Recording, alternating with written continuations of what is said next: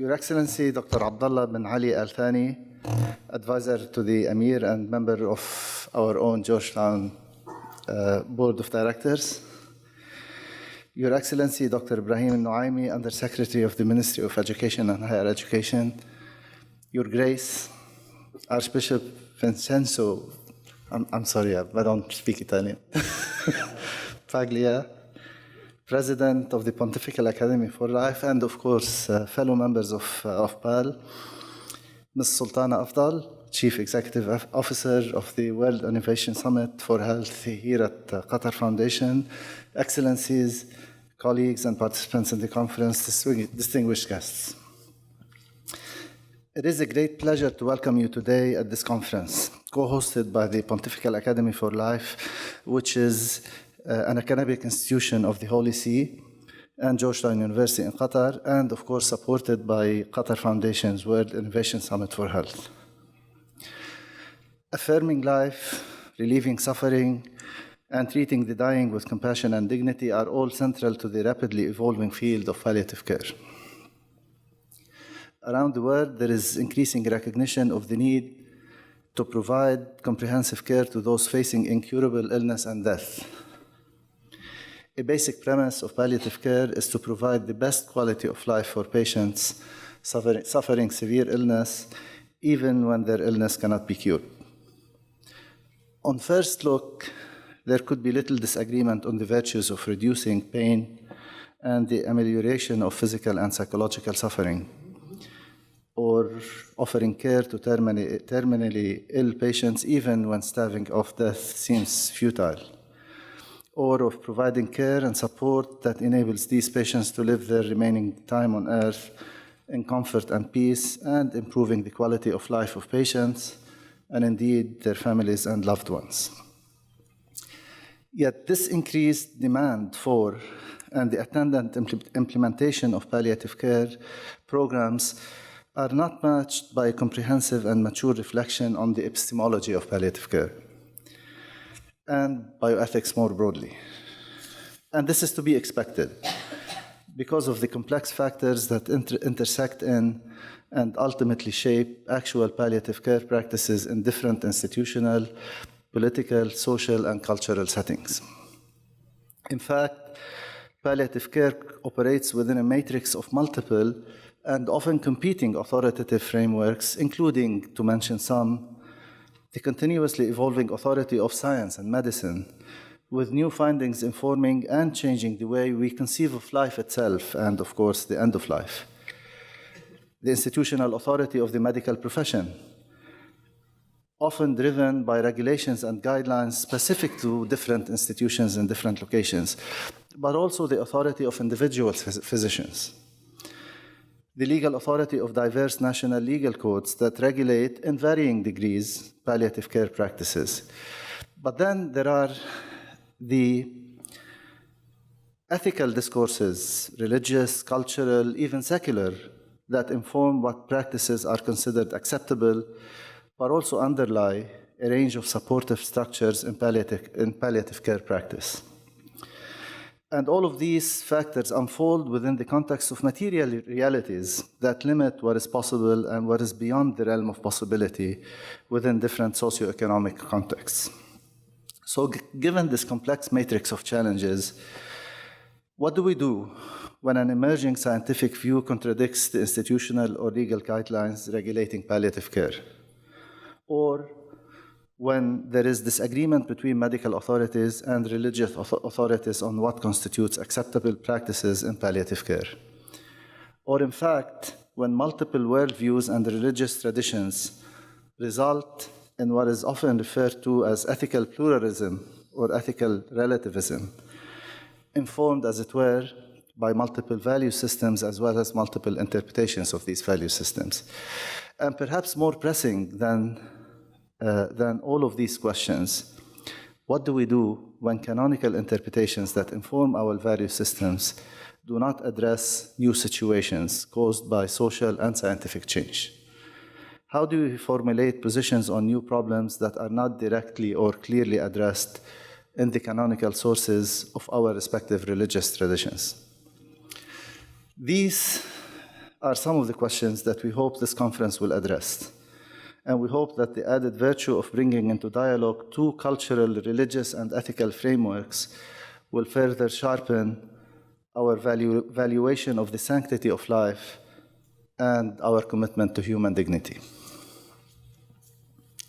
Before I conclude my introductory remarks, I would like to express our gratitude for the efforts and support of several organizations and individuals without whom this conference would not have been possible. First, of course, I would like to thank the Pontifical Academy for Life and His Grace Archbishop Paglia for the intellectual vision behind this conference and for their support as we organize this conference. I would like to thank our own President Jack DeGioia and the President's Office at Georgetown for their support, for their initial support of this conference. Also, I would like to thank Georgetown's member of the Board of Directors, His Excellency Dr. Abdullah Al-Thani, who worked behind the scenes to facilitate and enable us to hold this conference here in Qatar. And of course, my colleague, Dr. John Borelli, along with Sam Wagner, oversaw the coordination between PAF, between the Palliative Academy, the Pontifical Academy for Life, and our main campus colleagues, and with Georgetown, Qatar. I would like to thank Ms. Sultana Afdhal, the CEO of the World Innovation Summit for Health, for her willingness to launch this event and set the stage for us by addressing the overarching questions for the palliative care community in Qatar and the region. Of course, the cohort of our colleagues on the Georgetown main campus, we were regularly communicating and brainstorming to structure this conference. I would also like to thank our colleagues here, Dr. Ayman Shabana and Dr. Suhaira Siddiqui, who also contributed to shaping and identifying the experts who work on the Islamic tradition. And last but not least, I would like to thank our events team and Rita and Oli. You've all communicated with them. They coordinated every piece of the organization of this conference. They've done a lot of work, and I'm grateful to their contribution. It now gives me great pleasure to introduce His Grace Archbishop Paglia. His Grace Archbishop Vincenzo Paglia, I'm trying, obtained a degree in theology and philosophy from the Lateran University and another one in pedagogy from the University of Urbino. Archbishop Paglia was ordained as priest in 1970, and from 1981 to 2000, he served as the parish priest in the Basilica of Santa Maria in Trastevere in Rome. In 2000, he was ordained as Bishop of Terni Narni Aemilia in the Cathedral of St. John Lateran. Since 2002, he has been president of the International Catholic Biblical Federation, and from 2004 to 2009, he was also chairman of the Commission for Ecumenism and Dialogue of the Italian Episcopal Conference. He has a very long bio, but one of the things that I would like to highlight here is that he has played an important role in the dialogue between the Vatican and the Russian and Romanian Orthodox Church, especially in Albania and Kosovo. Which was, he made very unique contributions, and in recognition of these contributions, in addition to many prizes and awards he received, Archbishop Paglia has received the UNESCO's Gandhi Medal in 1999, and in 2003 he received the Mother Teresa Prize of the Albanian government for his work on peace. He also received the Ebrahim Rogova Award from the Kosovo government. You will all remember how sensitive these subjects were at the time, and Archbishop Paglia has played a very important role during that period. Archbishop Paglia has published studies on the social and religious history as well as on the history of poverty. In June 2012, Pope Benedict XVI elevated him to the dignity of Archbishop and appointed him President of the Pontifical Council for the Family. In August 2016, Archbishop Paglia was appointed President of the Pontifical Academy for Life and the Grand Chancellor for the Pontifical John Paul II Institute for Studies on Marriage and Family. Please join me in welcoming. Thank you very much. And I would like to join in the greetings offered by Dean Dallal and welcome you, both for myself and on behalf of the Pontifical Academy for Life, to our conference dealing with Muslim and Christian perspectives on palliative care and the end of life. This conference is part of the Academy's wider Pal-Life project that is dedicated to the increased acceptance and full implementation of palliative care around the world. I first of all thank Georgetown University in Washington, D.C., represented here by Dr. John Borelli, then Georgetown University in Qatar, represented by Dean Ahmad Dallal, and I thank Sultana Afdhal, Chief Executive Officer of the World Innovation Summit for Health Community-sponsored Qatar Foundation. And I would like to say hello to my good friend, the Italian ambassador, Pasquale Salzano. He was really young during the Balkan crisis when I met him as a young officer of the Italian foreign minister. The contribution in the scientific and organizational aspects of this event have been invaluable. It is an honor to collaborate with such prestigious and culturally committed institutions. Historically, the palliative care movement was born at the middle of the last century to give specific medical and social attention to incurable cancer patients and relieve the complex of symptoms that accompany the most advanced stages of the disease until death. From the beginning, palliative care includes not only the management of symptoms and care for the needs of the patient, but also preparation for death in the realization that this is not only inevitable for all, but that it must be dealt with in particular ways when a disease is incurable and the progression to death is unstoppable. Palliative care also includes the patient's family or those others who are closest as beneficiaries of accompaniment. We are aware of the importance that palliative care can assume inside and outside medicine in times like ours, where we witness marginalization, discrimination, and the elimination of the weakest of human beings, such as those suffering from a serious, disabling, or incurable disease.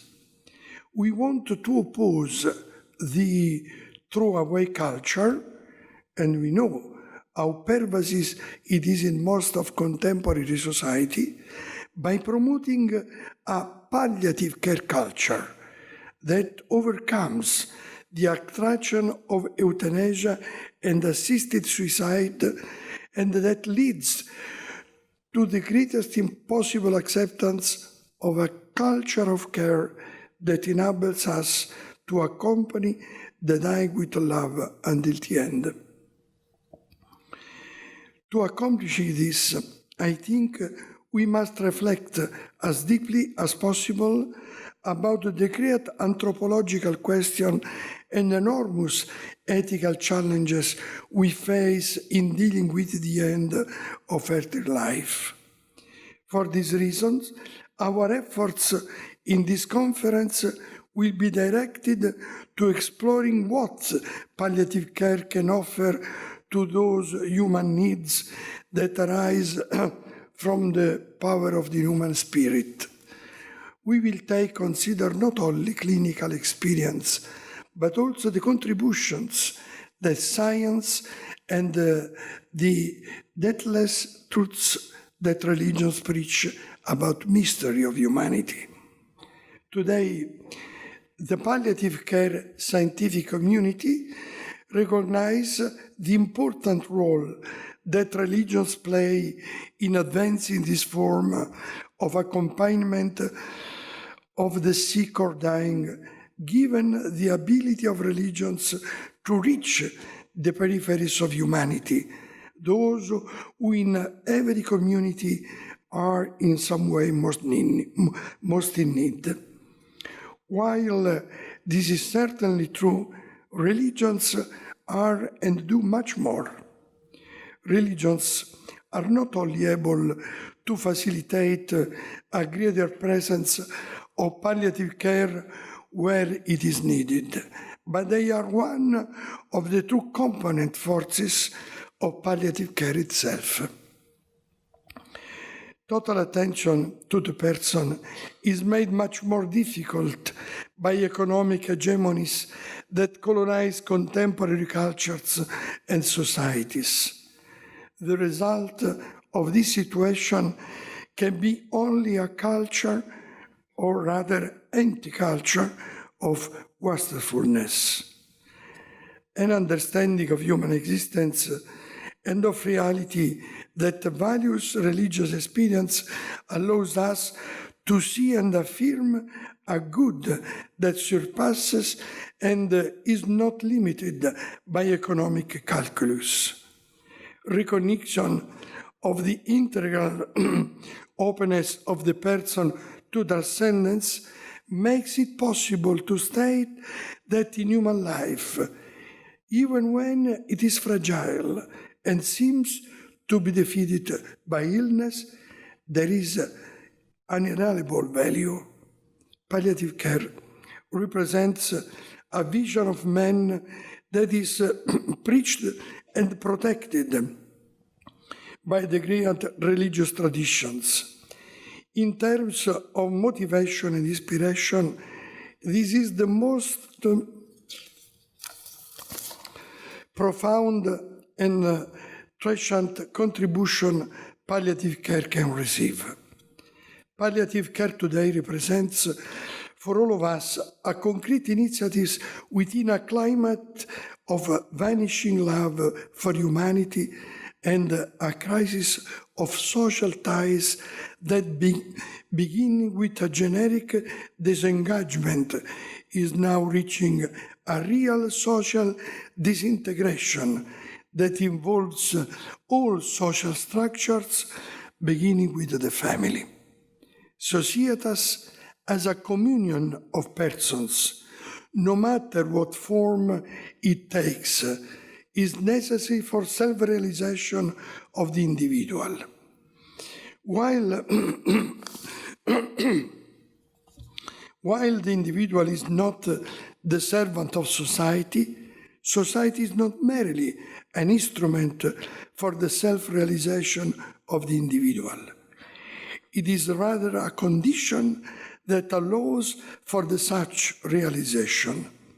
It is difficult to make what is human develop in a society where relationships are mummified.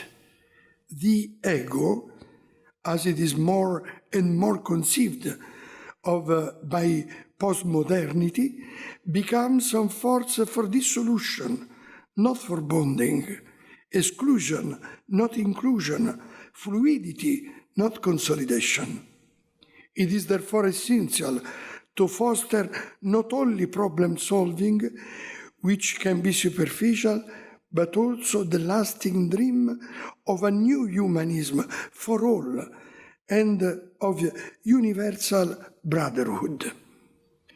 Reinventing a new brotherhood is the anthropological and social challenge of our day and is the specific charge that Pope Francis gave to the Pontifical Academy for Life on the occasion of the 25th anniversary of its creation, which will be celebrated on February 11th.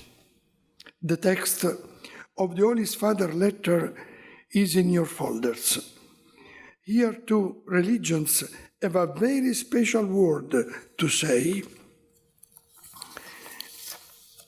Dependency, a human condition that is a focus of religions and palliative care, is indeed human and should be appreciated when freely chosen as an unalienable human value.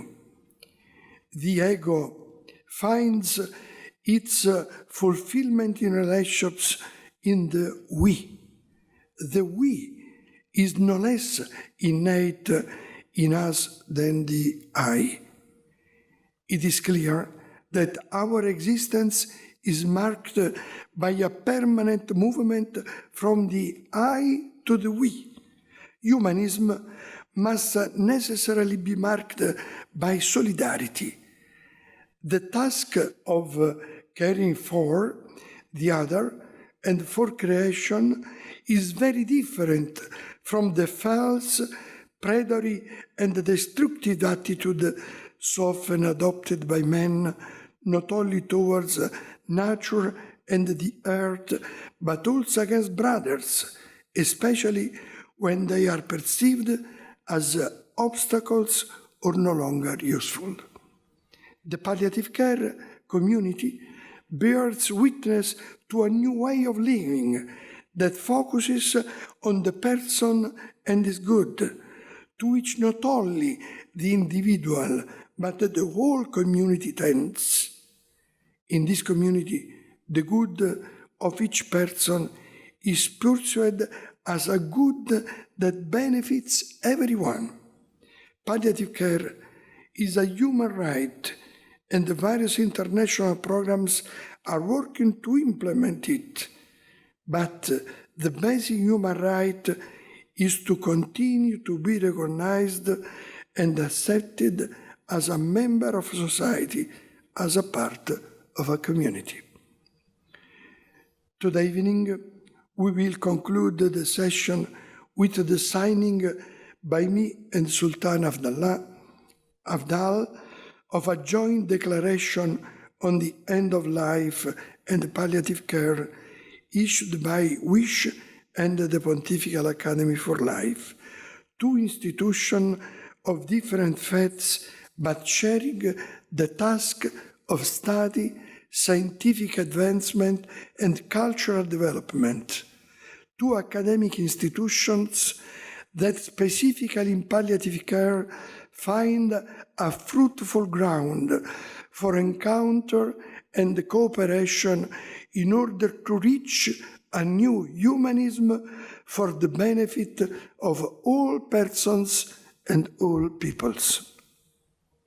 In this context, I would like to express my appreciation for the scientific and the cultural contribution that WISH has offered to the international community through its activities, not least for the work of the group on Islamic ethics and palliative care,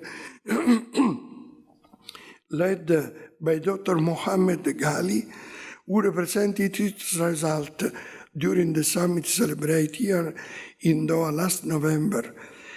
This was a valuable starting point for our work. I hope that these 2 days can make an effective contribution to making palliative care, which is called on every day to face great challenges in accompanied dying, that the palliative care more well known and fully accepted by public opinion, and can give rise to a faithful new humanism for the benefit of all. I am sure that we can work together effectively and learn much from each other.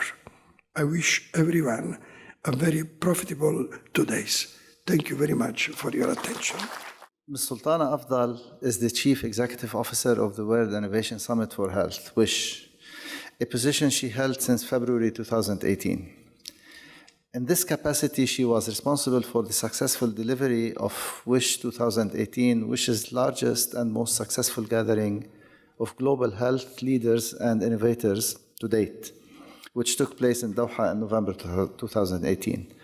Ms. Sultana has overseen the significant growth of WISH's research capacity, particularly in areas such as mental health and nursing. She is co-chair of Nursing Now Qatar, the Qatar chapter of the global campaign to raise the status and profile of nursing and nurses, and sits on the steering committee of the World Health Organization's State of the World Nursing Report.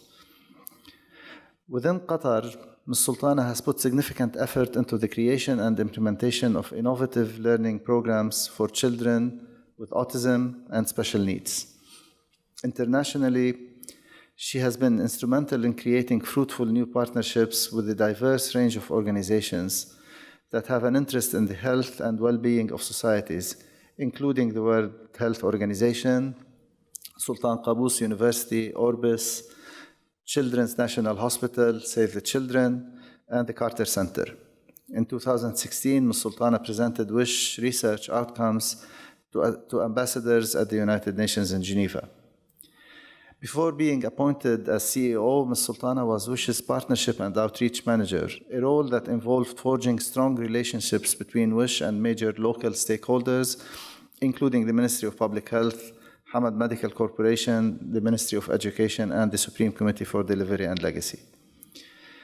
And prior to joining WISH, Ms. Sultana worked at the Doha International Family Institute. She holds a master's degree in English literature from Oxford University and is a published novelist. With the proceeds of her first work, The Mango Tree, donated to the Fight for Sight charity. Our second speaker is Dr. Ebrahim Moosa. Dr. Ebrahim Moosa is Professor of Islamic Studies at the University of Notre Dame in the Department of History and the Kroc Institute for International Studies. Dr. Moosa's interpretive and historical research on questions of tradition, law, and ethics, including bioethics, includes 2 monographs as well as several edited and co-edited volumes. His prize-winning book, Ghazali and the Poetics of Imagination, published in 2005, was awarded the best first book in history of religions by the American Academy of Religion. And his more recent book, What is a Madrasa?, was published in the spring of 2015. His other publications include the co-edited book, The African Renaissance, and also The Afro-Arab Spring, published by Georgetown University in 2015. He serves on several advisory boards in the realm of education and academic development. Dr. Moosa took the Alamiya degree in Islamic and Arabic studies from Darul Uloom, Nadwatul Ulama, one of India's foremost Islamic seminaries in the city of Lucknow. He also has a BA degree from Kanpur University. He received his MA in 1989 and PhD in 1995 from the University of Cape Town. Dr. Moosa is also a Qatar Foundation and a member of the jointly appointed board of Qatar Foundation of Georgetown, Qatar. And he also, I should add, is a very close friend and colleague of mine. Last but not least, Dr. Kevin Donovan, is the director of the Pellegrino Center for Clinical Bioethics at Georgetown University Medical School and a professor in the Department of Pediatrics. Dr. Donovan received his undergraduate degree from Notre Dame, his MD from the University of Oklahoma, as well as his master's in bioethics.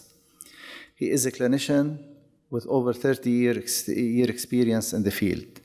He began his training as a visiting scholar with Dr. Edmund Pellegrino at the Kennedy Institute of Ethics of Georgetown University in 1989-1990.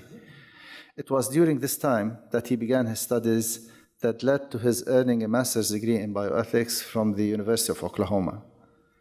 At the request of Dr. Pellegrino, he returned to Georgetown in 2012 as director of the Pellegrino Center. Prior to his return to Georgetown, Dr. Donovan had served as section chief, vice chair, interim chair and professor of pediatrics at the University of Oklahoma College of Medicine, where he was the founding director of the Oklahoma Bioethics Center. Dr. Donovan completed a 3-year term as chair of the Bioethics section of the American Academy of Pediatrics and was appointed as the first person to serve as a liaison from the Bioethics section to the Committee of Bioethics of the American Academy of Pediatrics. He has published on both pediatrics and bioethics and has spoken extensively on both subjects at the local, national, and international level on 4 continents. Dr. Donovan has received several awards, including the Humanism in Medicine Award from the Gold Foundation, which recognizes physicians to have successfully integrated humanism into the delivery of care to their patients and families. Ms. Sultana's talk is entitled Report on the World Innovation Summit for Health Conference and the Status and Guidelines for Palliative Care in the Region. Dr. Moosa's title has been reformulated a little bit. It is Reflections from the Muslim Tradition on Mortality, Personhood, and Dignity. And finally, Dr. Donovan will provide reflections after the 2 talks. Your Grace, Your Excellencies, ladies and gentlemen, Assalamu alaikum. I'm pleased to have this opportunity to speak to you today on the topic of palliative care.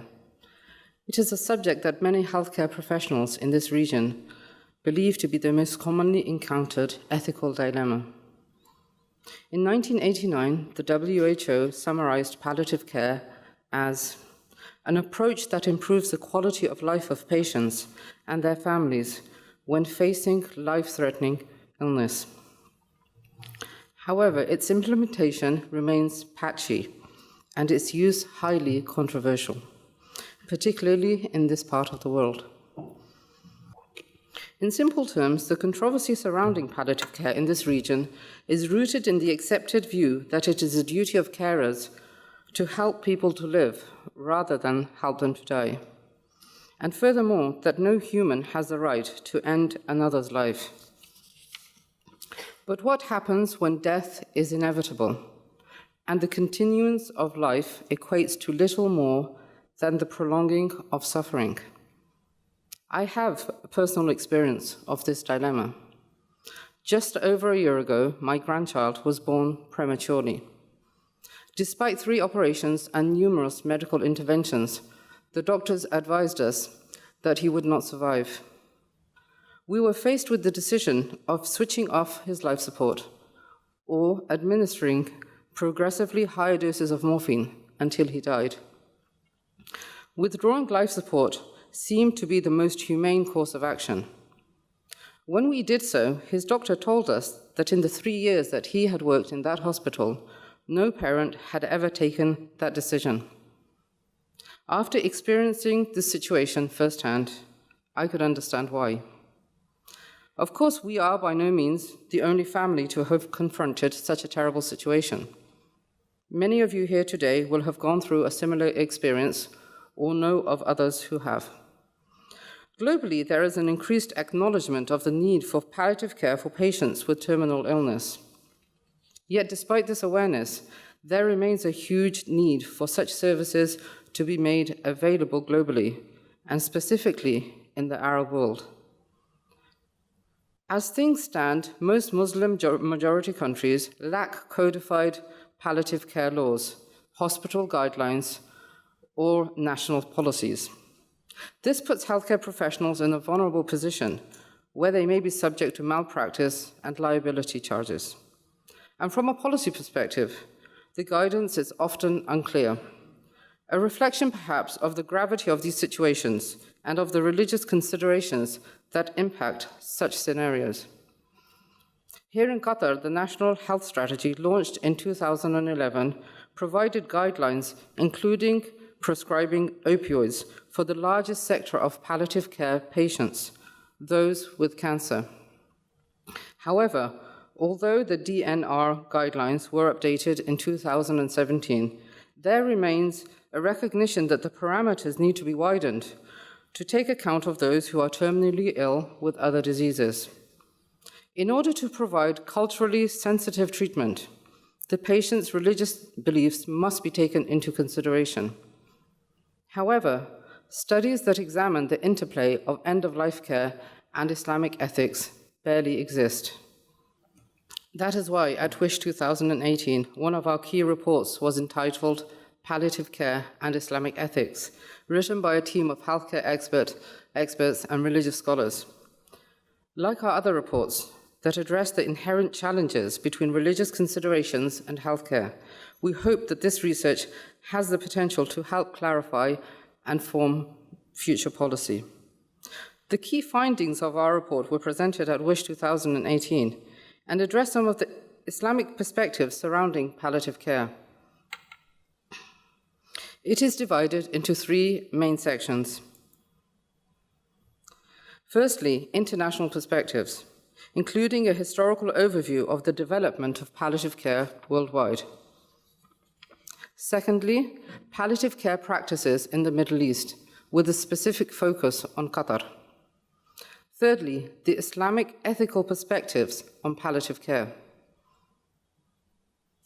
The report found that the most challenging ethical dilemmas arise when providing end-of-life care would mean foregoing other types of treatment, including curative medicine and medically administered nutrition and hydration. In such cases, should palliative care be prioritized, or should curative treatment continue, even if it may increase the patient's suffering? The report recommended that the establishment of policies relating to end-of-life care must be prioritized. In order for this to happen, raising public awareness is a must, as is updating current jurisdiction, specifically in Muslim-majority countries where there is often a lack of codified laws. In order to guide the development of these culturally sensitive policies, the report presents the following recommendations. First, foregoing certain curative treatments, including some life-sustaining interventions, can be ethically acceptable.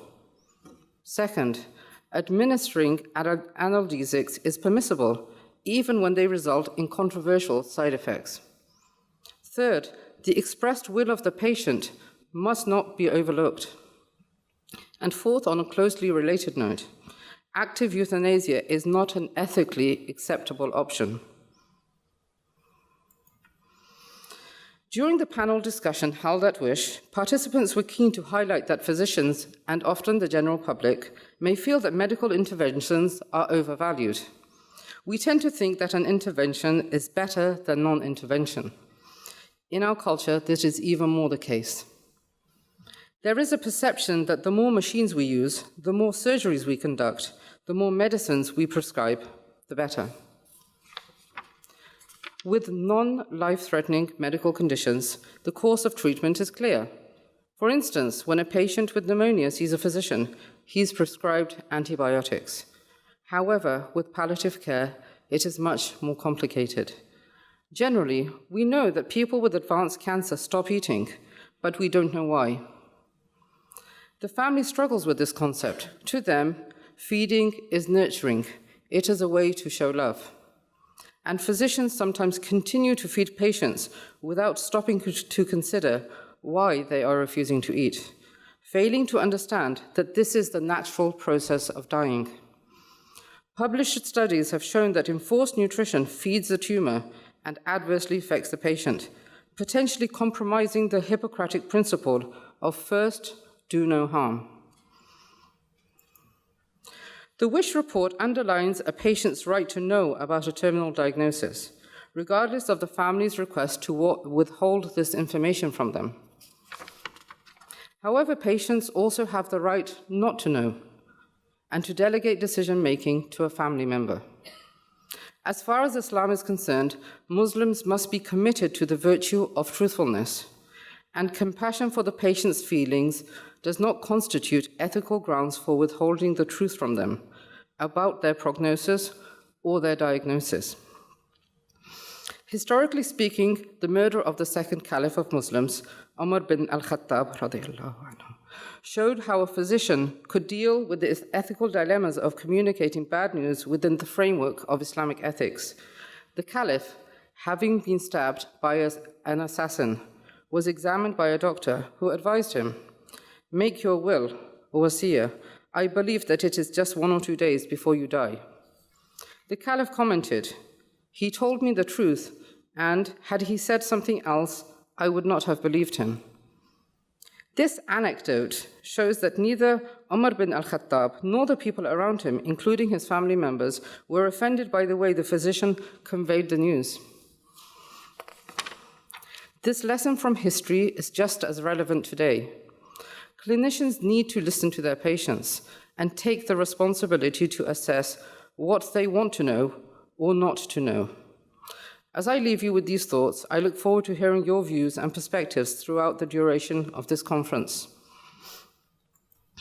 I would like to conclude by thanking our Wish Report authors, Professor Muhammad Ghali from the College of Islamic Studies at Hamad bin Khalifa University, Dr. Diamond from Weill Cornell Medicine, Dr. Azza Hassan from Hamad Medical Corporation, and Meher Al-Akoum, the Head of Content and Research Fellow at WISH. And finally, I'd like to thank Georgetown University for hosting this wonderful event. Thank you. Assalamu alaikum, good morning. Dean Dallal, Your Grace, Your Excellencies, thank you very much for this kind invitation to be with you today on this very important topic of Muslim and Christian perspectives on palliative care and end of life. I think that the previous speaker has given you a great deal of food for thought and also very practical advice on how her team of scholars had deliberated on this topic. As I told Dean Dallal, that my work has more to do with questions of human dignity, and I've now been thinking more about mortality. I don't know why. So let me say a few things on my topic, reflections from the Muslim tradition on mortality, personhood, and dignity. The philosopher and literary figure Abu Hayyan al-Tawhidi of the 10th and 11th centuries reports that a philosopher whose brother recently died was asked, "What ailment caused your brother to die?" He replied, "His being in the world." In Arabic it goes, قِيلَ لِفَيْلَسُوفٍ قَدْ مَاتَ أَخُوهُ مَا كَانَتْ عِلَّتُهُ قَالَ كَيْنُونَتُهُ فِي الدُّنْيَا. Being in the world means at some point you have to die. Tawhidi draws our attention to an obvious but often forgotten aspect of being in the world, the definite possibility of not being in the world. Existence in the world is a finite entity. Being and existence either anticipate non-being, or if you are a religiously devout person, at death one's existence transforms into a different state of existence in a non-material world. Existence in the world anticipates the end of existence as we know it. Death and dying are anticipated vectors in life and are determined by existence itself. Palliative care, the topic of this conference, is precisely about those stages of human existence where the boundary between life-threatening chronic diseases and illness and the imminence of death show the boundaries are extremely fragile. If anything, palliative care is about improving the quality of life of patients and their families facing serious illness and live in the interstices of fragility and enormous physical, psychosocial, spiritual challenges, as well as managing macro socioeconomic problems and the scarcity of resources. And I think when in preparation for this, I called a number of my friends, medical physicians and so on, and some of them work for insurance companies and so on. The first thing they tell you is the kind of economic burden this costs their companies and so on. But it's also true that there are economic burdens that go with a whole range of care. There are many qualified people who can talk about the medical economic and social issues on this topic. One of the most daunting aspects of palliative care is to ensure a life of dignity for those who face diminishing life conditions on a daily basis. You might say that all of us face diminishing conditions as we age. Our bodies grow weaker. Our intellectual and mental sharpness display lapses. So what is the difference? Well, palliative care is about those whose physical and mental condition precipitously deteriorates to the point that their vulnerability characterizes and determines who they are and what they can accomplish. One of the key challenges of palliative care is defined by the World Health Organization that this treatment affirms life and regards dying as a normal process. It requires that we not only affirm the dignity of those afflicted, but also support patients to live as actively as possible. And along with this duty, one has to nurture a support system for families in order that they might cope during the illness of the patient.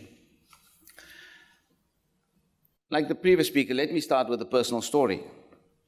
Some or all of these elements of palliative care came into play when I was personally confronted in dealing with a parent who faced life-threatening illness. It especially emphasizes the needs of patients when in palliative care. My late father, for instance, suffered of severe diabetes, heart disease, and had already lost one leg thanks to diabetes. He was on a schedule of dialysis twice or thrice a week. He also wanted to live actively and frequently felt it okay to violate his diet. Without a prosthesis, he was severely handicapped, and given his age of 70 plus, the use of a prosthesis was not recommended, or that he would not easily adjust to it given the condition of his body. He could no longer care for himself and had no spouse since my mother predeceased him. He was dependent on paid caregiving services and had private health insurance in South Africa. About a year before he died, and in a gradually deteriorating condition, my father wanted to attend the wedding of his grandson in a city at a distance of a 2-hour plane ride for an entire weekend. Getting dialysis for him in a different city could be arranged, but how could one care for him during the duration of the flight if he needed to relieve himself? That was the key challenge. Our advice to our father was that it was in his own best interest and dignity not to undertake the trip. Furthermore, it was clear that it would not be technically possible to manage his needs in the air, while it could be possible to manage his needs on ground. My father, my late father, God bless him, was deeply distraught and sad that he was denied this opportunity to participate in what he thought was his reasonable request to participate in his grandson's important wedding event. Nevertheless, the event was not only traumatic for my father, it was also traumatic for us, his family, and those who were assigned to care for him. My father did not verbalize it, but he felt that we were insufficiently caring about his needs to live a full life, and in turn, we were guilt-tripped into feeling that we could not meet our father's need for happiness. In hindsight, we felt vindicated that it was the best decision not to take my dad to the family event. But the episode haunts me to this day due to the psychological trauma each one of us suffered. Palliative care is as much about the lives of those afflicted as it has to do with those who care for them. I'm greatly indebted to Abu Hamid al-Ghazali, the theologian, jurist, and mystic of the 11th and 12th centuries, for his meaningful insights. While many other thinkers have shaped my thinking, I will be less than frank not to acknowledge that Ghazali in particular has made me aware from a very early age that life has meaning beyond the material and the immediate. He himself had to grapple with mortality and the larger meaning of life when he reached the peak of his intellectual career. He came to realize that the material satisfaction of life was, at least for him, an insufficient goal. Accustomed to the rough play of theological polemics and competitive feats in the interpretation of the law, Ghazali at some point recognized the meaninglessness of such enterprises. For the rest of his life, roughly around the age of 35 years, he sought the inner meaning of things and explored his soul and the world in a protracted manner. Knowledge from now on would not be limited to only what books and authorities stated, but it required something more. Ghazali felt he needed to listen to his heart and those impulses that resonated with his soul, his intuitions. For him, the big picture of things was more important than focusing on the micro details of different disciplines and fields of knowledge, although he did not give up on some of the topics about which he was passionate, such as attacking the philosophers. For him, it was to get one's head around the larger story of the cosmos and the place of the human being within that grand picture, what philosophers call the ability to come to grips with the ontological question. In simple terms, the word ontology is just a fancy word for the questions we all ask of ourselves. What is the meaning of life?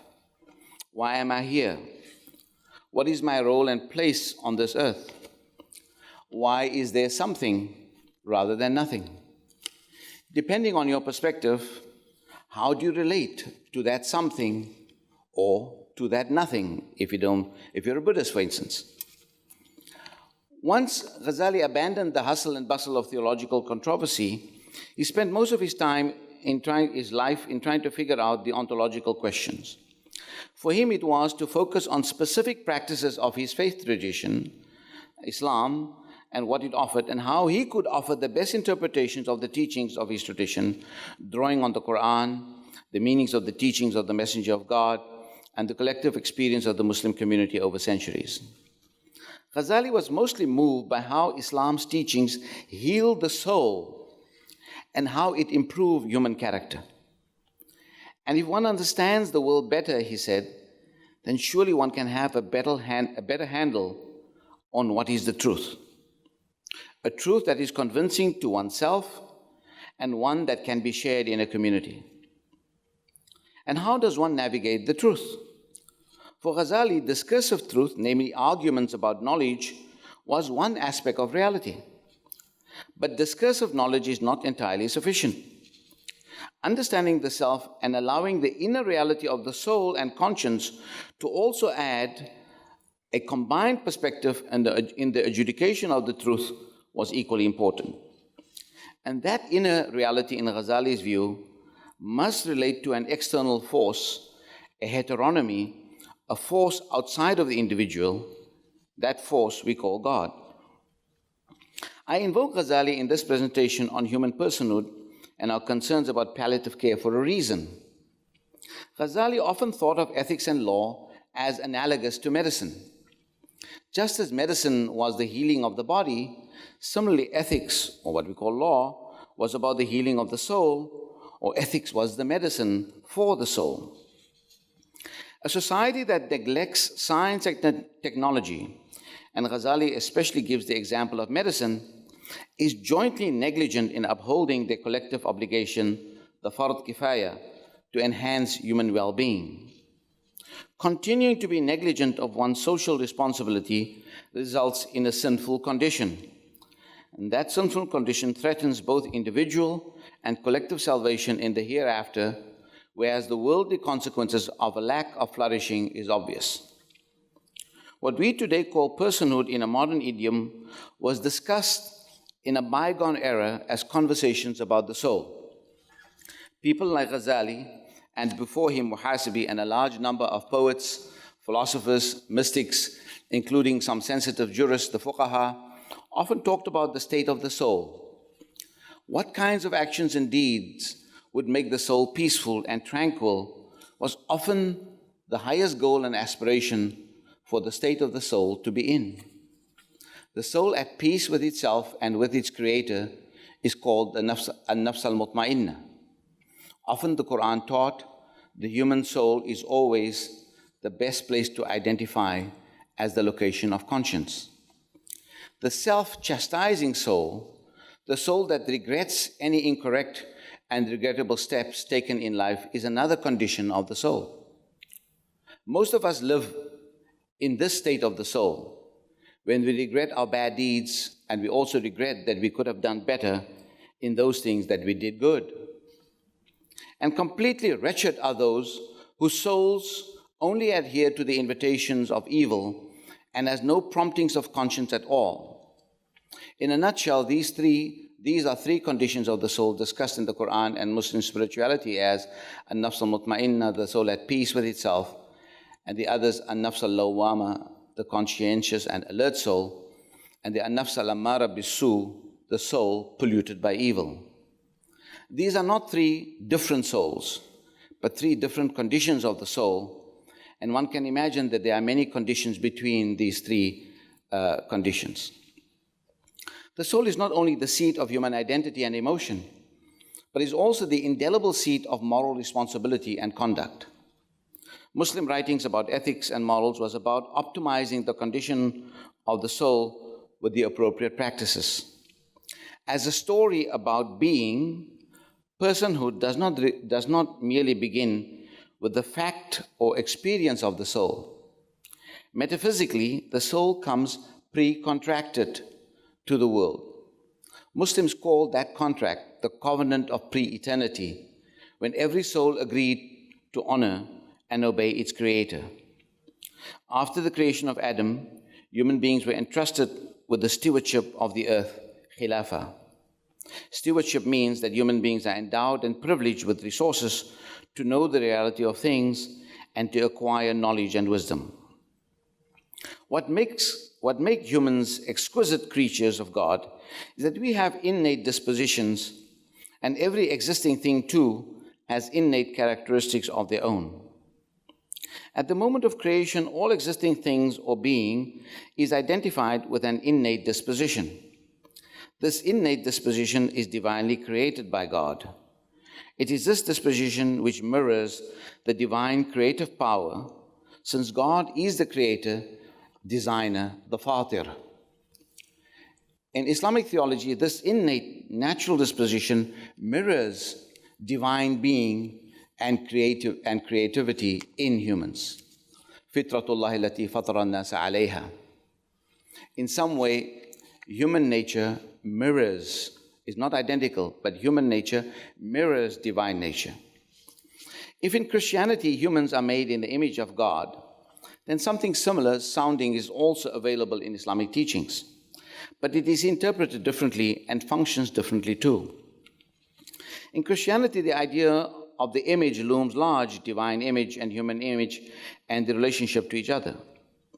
A prophetic teaching in Islam does indeed say, Allah created Adam in the image/form of divine. Inna Allah khalaqa Adama ala suratihi. But this expression is understood with the help of an interpretation and a turn to use the mirror imagery. Ghazali and other interpreters of Muslim theology made it clear that humans cannot even begin to fathom the image of God. Hence, the word surah for image means form or structure. What does this form or structure mean? It means the form or structure of God's work and creation in the world. Just as a living, knowing, willing, and powerful God created the cosmos on a grand scale and design as the macrocosm, similarly God created the microcosm of the human being with the same creative form or design in mind. Infinite complexity and the majesty of the universe also lies buried in the form of humans. In other words, the handiwork of God in the great cosmos can also be witnessed in the human being. Human dignity and sanctity derive precisely from this relationship between God and human. Human personhood is to value the human being as a creation of God and therefore deserving of inestimable dignity, care, and worth. We have the traces of God in us. The fitra of God is the stuff we are made of. Put another way, while we are made of clay, there's clearly a sprinkling of divine interstellar stardust in our leavening as human beings. Or to use a different metaphor, We were baked as clay with divine inbreathing that made the first prototype Adam. Alternately, on the basis of our best available knowledge, it was the explosion of the particle, in our estimation, some 13.5 billion years ago, with the Precambrian period lasting 4 billion years, followed by the Cambrian explosion some 525 million years ago, before all this complexity we call the cosmos and our galaxy came into existence as initiated by the divine author. To return to the question of palliative care and the end-of-life caring, how does one engage with those human beings, especially healthcare workers, who administer treatment, and how does one counsel the one receiving treatment who is in a state of life-threatening illness? How does one struggle with the question of caring for God's creation, the ones who are witnesses to the suffering of others, but more so those who are experiencing the suffering firsthand? And what theological resources do we have to deal with suffering? In his most widely read book, The Resuscitation of the Sciences of Religion, Ihya Ulumuddin, Ghazali provides some insight how we really feel about the possibility of our death and demise. He says, it's no secret that a human being loves himself or herself, nor is it a secret that he or she sometimes loves another for the sake of him or herself.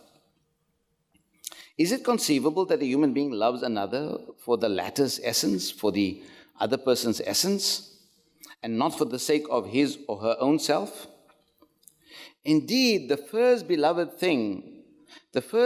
among all living creatures is oneself and one's essence. You love yourself first. And the purpose of this self-love is because in the human character is ingrained a predisposition to perpetuate one's existence and an aversion to non-existence and destruction. We don't really want to go away, he says. We want to stay. Therefore, humans love to perpetuate existence and abhor death and destruction. One would not love death and pure non-existence were it not for the endurance of pain in life. That you get old and decrepit and you'll find that living is no longer fun. That's what Ghazali says. So he said, we all like to, we have that drive, but really we don't have the mechanisms and tools to do so. One consciously chooses death, says Ghazali, because we cannot deal with pain. While as persons we want to live forever with our egos, our bodies are unable to provide that duration of life for us. Brian May, who wrote the words to the song by Queen, Who Wants to Live Forever, channels some of that wisdom of our limited life when he wrote, and I wish I could sing it for you, but I won't. There's no time for us. There's no place for us. What is this thing that builds our dreams, yet slips away from us? Who wants to live forever? Who wants to live forever? There's no chance for us. It's all decided for us. This world has only one sweet moment set aside for us. Atul Gawande, in his book, Being Mortal, writes about the limitations of his medical training in the context of palliative care. I learned about a lot of things in medical school, but mortality wasn't one of them. Although I was given a dry, leathery corpse to dissect in my first term, that was solely a way to learn about human anatomy. Our textbooks had almost nothing on aging or frailty or dying. How the process unfolds, how people experience the end of their lives, and how it affects those around them seemed beside the point. The way we saw it, says Gawande, and the way our professors saw it, the purpose of medical schooling was to teach how to save lives, not how to tend to their demise. End of quote. Modern medicine has now turned its attention to how we tend to the demise of humans, as Gawande put it. Interestingly, the modern Arabic term for palliative treatment is al-mu'alaja al-mulattifa or al-mu'alaja al-mukhaffifa. The word mulattifa is an interesting choice of root word used by the Arabic-speaking medical fraternity, if that is the term they use. The word is derived from the root word lutf, which means grace. Theologically, divine grace is intimately tied to divine nature, since divine mercy is self-prescribed for the Creator in Islamic teachings. In the Quran, there are two instantiations of divine mercy, Rahman and Rahim. Rahman signifies magisterial mercy and symbolizes divine severity and power, Jalal. Rahim, on the other hand, signifies mercy as beauty, Jamal. Its beauty lies in the mercy that is dispensed and conferred on creation.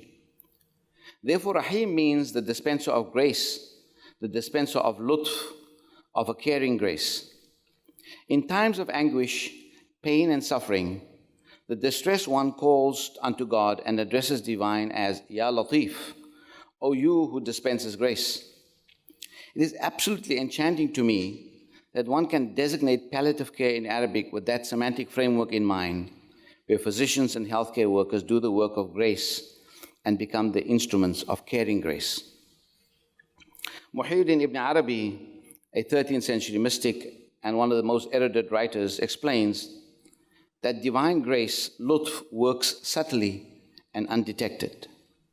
The display and creation of the cosmos was enabled by the subtle workings of the gift of divine grace. All significant matters follow the guidance offered by grace, writes Ibn Arabi. Divine grace operates in flows, sarayan, he says. Grace works interactively between creator and creation and fully manifests itself in creation. Grace, lutf, makes it possible for engagement with creation to count as engagement with the Lord. Ibn Arabi gives an example, drawing on the Quran, where one verse states, whoever obeys the messenger of God is as if one has indeed obeyed God. Grace becomes manifest in the embodied form of obedience to the Prophet, and that in turn means obedience to God. In my reading, we have chains of continuity in grace that flows throughout existence. Another feature of grace is that it works quietly and unobtrusively. Just as one cannot see the essences of a substance, Ibn Arabi uses an analogy from physics, yet it is the essences of a substance that make it real and confer existence on it. Similarly, grace flows unseen in creation, just as vapor and moisture invisibly gets absorbed to form a cloud that nourishes and enlivens the earth with water.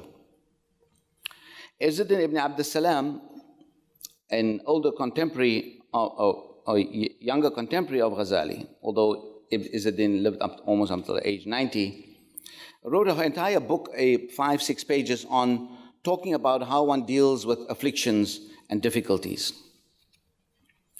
He writes that we have to think of afflictions and challenges in life as also having certain beneficial consequences.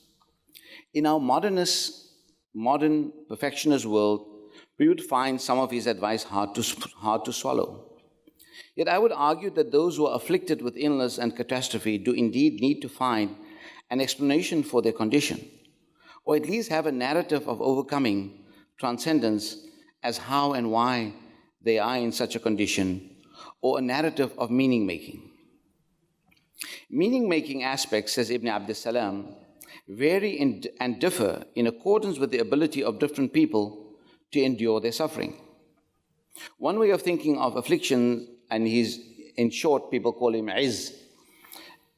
One way of thinking of affliction, says Izz, is to recognize the power of divine lordship and divine power to affect our lives in ways we could never contemplate. It also allows one to think of oneself as a servant of God, and ubudiyya, and that one is utterly dependent on God's decision, plan, eternal decree, and the allotment or measuring of things in the world. It is a kind of theopathic suffering the influence of God in the world. One suffers in a theopathic state. In other words, one is accompanied by God in the suffering and the calling and inviting divine lutf. It is a certain kind of apathy in the company of God. It is God's intervention in creating a state or condition for an afflicted person to begin a process of reflection, and I would call spiritual struggle. Life-threatening illness, and Iz would say, for instance, this spiritual struggle that you're engaging in has its own rewards and makes you different from other people who don't go through that struggle themselves. Life-threatening illness is part of a category of affliction, unwanted, and the person who receives this illness might say that they are undeserving. But it nevertheless takes its toll on our bodies and our soul. Hence the importance of theopathic suffering to make moral and spiritual sense out of one's condition. A time of affliction is a time for personal spiritual growth for those who are directly impacted, and it is a lesson for those who are healthy to value the gifts they take for granted, and a vicarious or indirect suffering for those who tend to those who are sick. Suffering and affliction, says the Quran, brings one closer to God. In that condition, we are taught to exercise restraint, hilm, and to bear the difficulties and challenges we face with fortitude. If one's condition was caused by someone else's crime, negligence, or an accident, it means that one must find the resources within oneself to forgive and pardon others. Iz says that one might also learn how to show gratitude when afflicted by illness and other life impediments more generally. Think of how an affliction has made you realize the valuable things in life which you might have ignored until such time that one faces the challenge. Iz says that you have to think of how grateful you are to the surgeon who amputated one of your critical limbs in order to save your life. In other words, despite the physical deficit that will now completely change your life without a hand or a foot, there is still a gratitude that one is in a reasonable condition to live a meaningful life or a diminishing life, but life nevertheless. Let me turn to the role of technology in palliative care. The age of technoscience, to borrow Jacques Ellul's term, has indelibly altered or at least challenged our inherited notions of what it means to be a person. On a daily basis, science does its work on culture, the human body and mind, through varieties of technologies of medical enhancement and technology-assisted life practices. Notions of personhood inherited from the Islamic tradition were built on assumptions of the scientific knowledge of the era in which the Islamic tradition was formed. The impact of today's scientific knowledge, however, has been amplified by the increasing role that technology plays in enhancing the possibilities of socio-biological personhood. Our personhood is very much dependent on political and economic systems that intervene to alter our conditions as human beings. One might also wish to think of technology as a form of divine grace. Shah Waliullah of India, who died in 1762, thought of technology among those things that are essential for human flourishing. Technology can also helpfully intervene in enhancing our lives, but it can equally suspend human life in medical limbo without meaningful outcomes. For a religious tradition like Islam, technology-driven science is the major game changer. Traditional definitions of a human being as a rational animal, haywanun natiq, or the one who lives with self-mastery, are superfluous in an age of artificial intelligence and the possibility of genetically engineered organs. To ask new questions is at one level to come to terms with new insights into human nature and the various moral and theological anthropologies associated with meanings of personhood. Not only has natural science transformed every department of modern thought and action, but also, as the noted historian R.G. Collingwood so aptly recognized, technology profoundly shaped philosophical thinking, and I would say bioethical thinking too. The challenge posed to religious traditions and their respective theologies come from the questions the life sciences foist upon us. The life sciences pose ontological questions, namely, questions about the nature of being. More significantly, they raise the question of the nature of the human being as a particular form of life among other life forms. And the normative implications of the propulsive force of the life sciences radically decenters the normative teachings based on the compelling narratives of religious traditions which once held humanity spellbound. Broadly, there are three approaches that mark the interaction between science and religion. It's either a conflict model, that religion and science conflicts, or it's a separation model, that they go their own way, or an integration model. I'm not going to go into those details. On the other hand, science might become more cognizant of when it exceeds its bounds and would allow some of its moral and philosophical presumptions to be questioned by theology, and there we can have varieties of theologies engaging science. But I'm often suspect of theologians who basically just hit and attack scientists just because they have to do something. And I'm often very, very suspicious of that. I want to see a genuine conversation on that front. Muslim theology in conversation with the life sciences is a work in progress. With the advent of the age of the Anthropocene, an age shaped by humans, the conversation between religion, science, and medicine becomes more complex. For in the age of the Anthropocene, humans are not peripheral to the workings of the natural world, but rather are central and elemental to it. Humans now constitute a geological force, and a suffering and ailing humanity adds different dimensions to this geological force. From this perspective, nature is neither in principle finished or perfect. Rather, nature is ambivalent. In fact, nature itself, especially the ecosphere, could be evolving at a pace yet to be determined. Therefore, we increasingly talk of the butterfly effect drawn from chaos theory, where the flap of a butterfly's wings in California could trigger a hurricane in the mid-Atlantic. The life sciences indicate that human life is part of a spectrum of existence ranging from certain elementary forms of life to animal and human life forms. When viewed from the perspective of evolving life itself, then the insights of the life sciences decenter the privileged position the human being occupied, and some of the things I said at the beginning of my talk. We know that in the cosmology-driven theologies of the Abrahamic traditions, Adam or human beings were at the apex of Edenic perfection. Early Muslim theologies provide us with insights about personhood premised on a pre-scientific cosmography. But does it make sense to treat the medieval archive of learning as a set of normative teachings and assume these teachings are fully equipped with ontological authority in a scientific age? I do not believe those parts of medieval theology based on human and scientific experience can automatically provide normative authority in the present, but they should not be dismissed as archival material for a proper history of theology.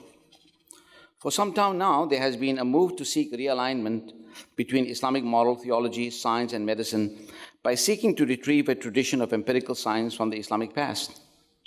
Your own and my good friend, Professor Ahmad Dallal, a leading historian of science, explains that historically, Muslims viewed religious knowledge and scientific knowledge as separate spheres. Examining the place of science in Muslim societies, including the 14th century in which the noted historian Ibn Khaldun thrived, Dallal reached some important conclusions. The most significant development was that Muslim science took the step to break from the grip of Greek philosophical epistemologies to create a new empiricist epistemology. The one consequence of this new empirical epistemology, in Dallal's words, was to divest scientific knowledge of religious meaning, notwithstanding the marvels of God's creation. The pursuit of natural knowledge was no longer subordinated to metaphysical concerns, and as a result, it was no longer subordinated to theological concerns. End of Dallal's quote. Rather, scientific knowledge developed its own autonomous sphere, or the separation model. There were indeed some theologians who occasionally railed against a particular scientific proposition or practice, but the veto of moral theology over science occurred rarely and was hardly effective. Empirical science validated new human experiences and pushed moral theology in directions requiring it to adjust to new realities or script its own irrelevance. The question now is whether one can still maintain that boundary between science and healing on the one side and theology on the other. In order for moral theology to realign itself in the light of the changes in human experience produced by science and medicine, or to provide credible moral insights to curb the excesses of science, Muslim theologians and ethicists ought to be equipped with a vastly improved scientific literacy. They would then be well placed to translate the conceptual literacy of science and medicine into theological practices and conceptions. And it may well be that science and medicine might absorb age-old theological wisdom into its own deliberations and reflections. But this task is moving at a glacial pace. I suddenly realize using the word glacial is now irrelevant given the fact that the polar caps are melting very fast. My own preference is to foster a model of soft integration between theology and medicine as far as possible in order to sustain coherence in the life world. But I'm equally ready to concede that separation could create a useful and productive tension and dialectic between religion and science. In the end, the pragmatics of healing and healthcare and the drive of market forces win out against our will, and that will decide whether the practices under consideration enjoy ethical and theological sanction or not. There might be times when Islamic theology would have to concede that in the specific spheres of living, the life sciences would drive the ontological questions. Any meaningful theology or moral philosophy ought to take the life sciences seriously as a crucial component of human experience in order to arrive at consequential decisions without scientific reductionism. Any Muslim theology of the human person is intrinsically related to the moral question, and such a question cannot ignore either religious tradition or science, but will constantly have to find ways to reach coherence. Axiology, the philosophical inquiry related to values or to the exploration of value theory, must be fully cognizant of notions of personhood. In its broadest sense, value theory encompasses moral philosophy, social and political philosophy, aesthetics, feminist philosophy, and the philosophy of religion. In a narrow sense, axiology means classifying what things are good and how they are good. However, a robust understanding of the good must be open to the possibility that science can also shed light on what is good or shed specific light on the existing good. Yet, of course, one has to be mindful that at times science is also ideological and had in the past contributed or validated horrors in the name of science in modern history, such as eugenics or colonization. So it requires a vigilant dialogue between science and theology to filter out harmful biases that might inhibit the joint search for the common good. I'm almost done. Personhood and human dignity are also concepts that can be used as blunt instruments to shield religiously inflected power and authority from critical questioning. Let me repeat that. Personhood and human dignity are also concepts that can be used as blunt instruments to shield religiously inflected power and authority from critical questioning. In this way, vested interests might prevent us from exploring new possibilities of living. For instance, we know that some religious scholars in the recent past deemed many practices, such as organ transplantation, to be a horrific encroachment on the integrity of personhood. Today, this is rarely the case, and transplantation is in most instances authorized as a life-saving good, some challenges notwithstanding. Early explorations in genetics drew worrying and hysterical concerns from religious communities, whereas today gene-based therapies in pharmacology are widely approved. One aspect most religious communities overlook is that the people who are engaged at the frontiers of scientific research are, after all, persons whose personhood is a concern to themselves, to their communities, and to their faith communities. It is harmful to foster blanket skepticism that all scientists are making Frankenstein-like monsters in their laboratories. It points to the absence of a sophisticated scientific literacy on the part of the critics. Scientists might also wish to unburden themselves from the perpetual suspicion that religion and religious communities are unworthy of serious attention. Creating an us versus them culture is least productive to a better understanding of personhood. What both sides ought to espouse is the possibility that there could be multiple answers to difficult questions without demonizing each other. In conclusion, I would argue that palliative care and the end-of-life procedures bring us back to some fundamental questions. These questions are scientific, moral, and theological. These questions draw us back to our surround, the macrocosm, and the majesty of creation all at once. It would require us to take seriously the collective wisdom of science and technology that had opened up new vistas of reflection and practical outcomes of relief for human flourishing and advancement. It serves as an extraordinary psychological relief to me, at least, that I can be assured that the best wisdom in medicine will be able to either treat or palliate my body and soul at a time of need. At the theological level, the question of palliative care makes us ponder how we think of suffering as theopathic suffering as a way to commune with God. Morally, it should empower us to think what is the right thing to do when neither our prayers nor our technology can provide relief. We have to be empowered to think that nature too has to exercise its power and that the ontology of death is scripted into our being. Thank you. Thank you for the kind introduction, Dallal, and thanks to the Pontifical Academy of Life at the Vatican and Georgetown University at Doha, and our Muslim hosts and colleagues for what promises to be a stimulating and fruitful exchange. We've already heard of some exciting points from the WISH conference that will find, I think, resonance in our discussions, and the beautifully expressed Islamic concepts that could find commonality with the Christians throughout our discussion. In this discussion of approaches to palliative care and end of life from Muslim and Christian perspectives, we'll see that medically, we're striving for the same things: good treatments, good care, good outcomes. These will be informed by our respective health systems, our respective cultures, and our respective faiths. So I'll now raise a question: what does it mean to provide this care from a Christian perspective? In answering this, I'll briefly touch on several topics that will be included in our discussions over the next couple of days. Let's see if this works, and it does. So, for Muslims and Christians, we start with some commonalities. We both worship a monotheistic creator and acknowledge that our lives should be lived in conforming to what he has taught us. Muslims, like Christians, read from our same Old and New Testaments, but vary in the truths that we draw from these. For a Christian, we learn that God is love, and he who abides in love abides in God, and God in him. This is the basis, the fundamental explanation for all that God is and does. All we see and know of God relates back to this fundamental identity. Before creation existed, God existed, and therefore love existed.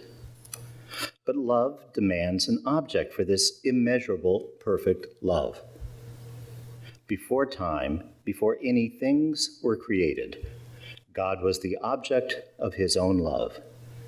And the object of this shared love is real, and we characterize this in an inadequate language as the love of the Father for the Son and the Son for the Father, a perfect, immeasurable, and limitless love. This love is so great that it engenders its own force of a creative spirit, the ultimate source and cause of all that has been created. Now, for us to be the creatures of such a creative force centered in love will define both our relationship and our reciprocal obligations. We have been taught that the greatest commandment is to love the Lord your God with all your heart, with all your soul, and with all your mind. This is the greatest and most important commandment. The second is like it: love your neighbor as yourself. All law and the prophets depend on these two commandments. From the perspective of a practicing Christian, a practicing Catholic physician, this instruction is simple, straightforward, and apparently impossible to achieve. It requires perfect love as the response to perfect love. God is perfect, and from his perfect love comes everything good that we have received. If every good thing has come to us from God, how do we set limits on what we can return to him in our love? Limitless love is not possible for man unless aided by God. But this is the standard, always present in the background.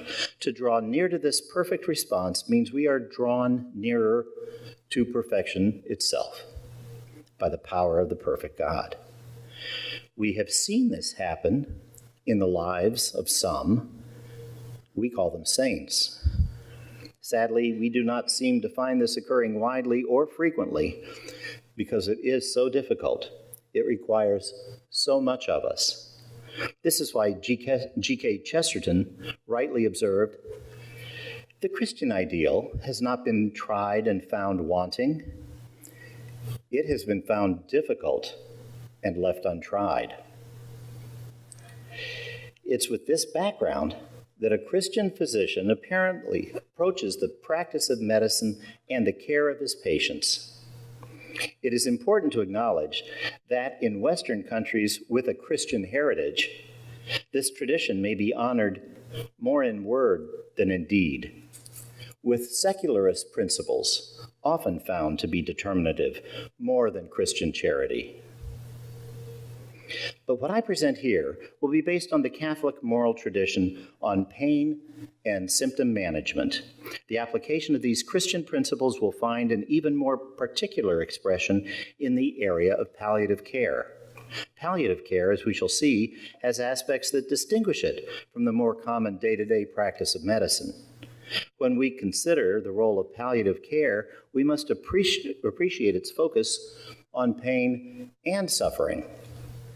According to the World Health Organization definition, palliative care is an approach that improves quality of life of patients and their families facing the problems associated with life-threatening illness through the prevention and relief of suffering by means of early identification and impeccable assessment of pain and other problems, physical, psychosocial, and spiritual.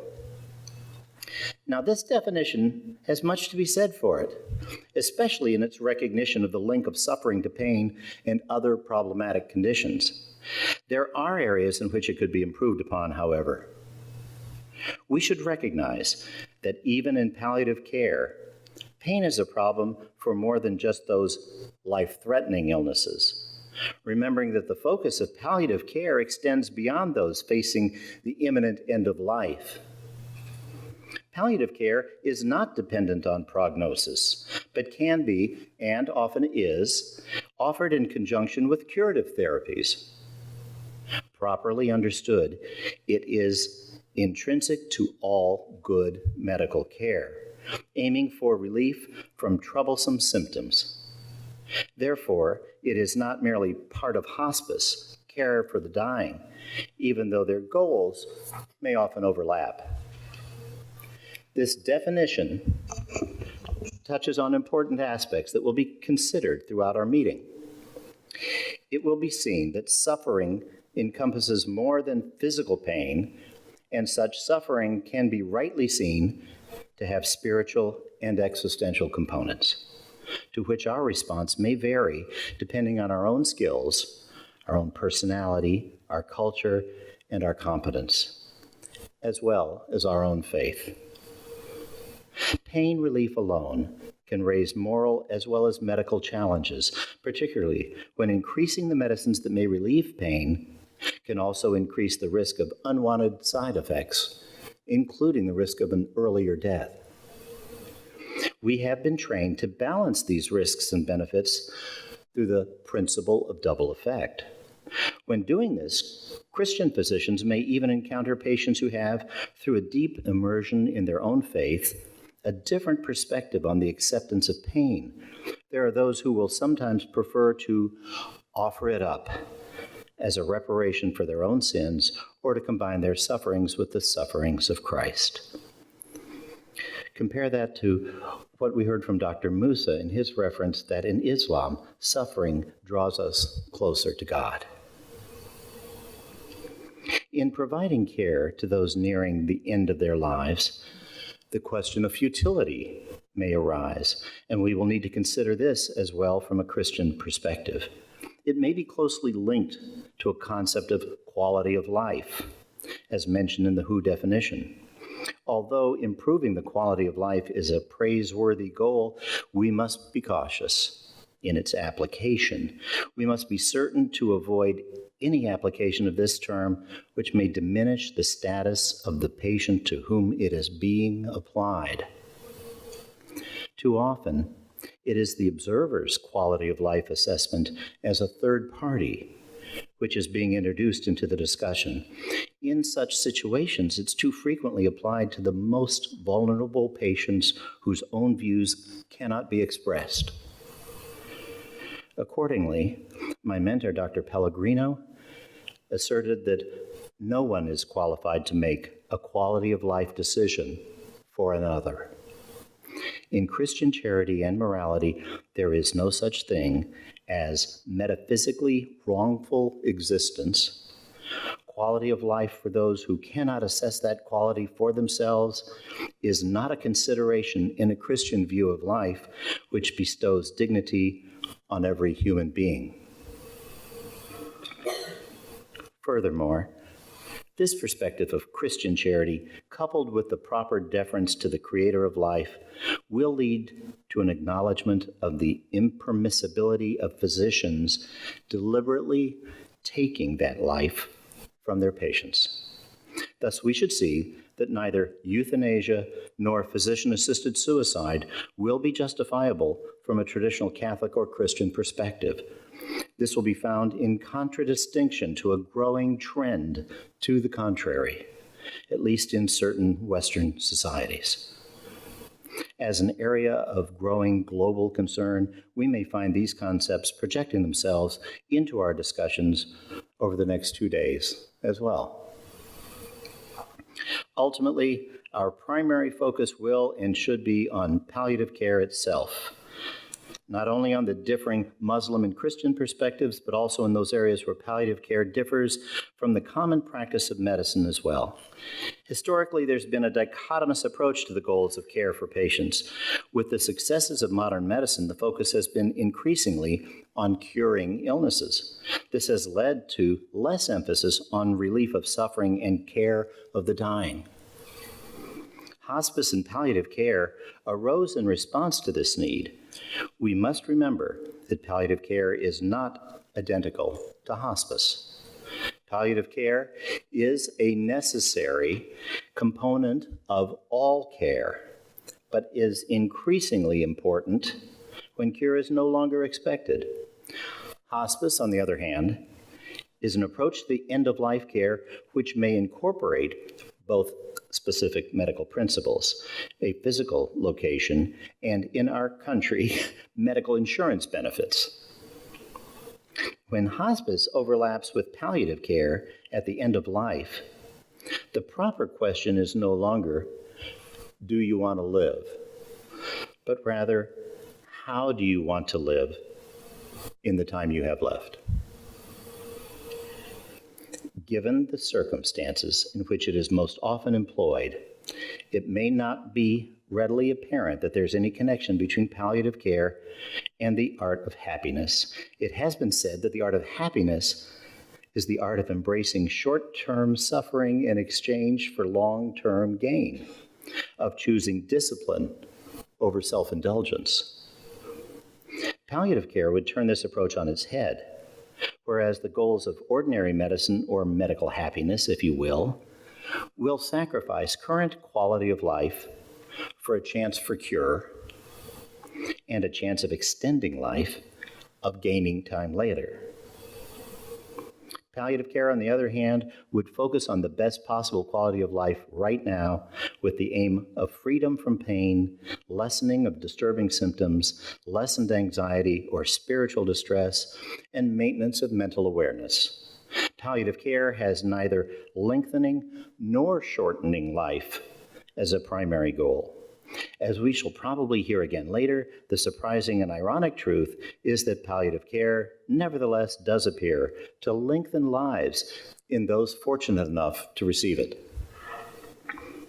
With this in mind, it becomes clear that good palliative care will also depend on good communication with patients. We must develop our communication skills to be commensurate with our medical skills. Communication of serious news, particularly affecting their daily life or their length of life, is a true clinical skill, one which can be learned. It involves clarity of concept, clarity of expression, compassion in the communication, coupled with clear-eyed honesty. We must help each patient be totally clear on the goals of care for that individual at this moment in time. The chief concerns of medicine must be the best care for this particular patient at this particular set of conditions at this particular time in their lives.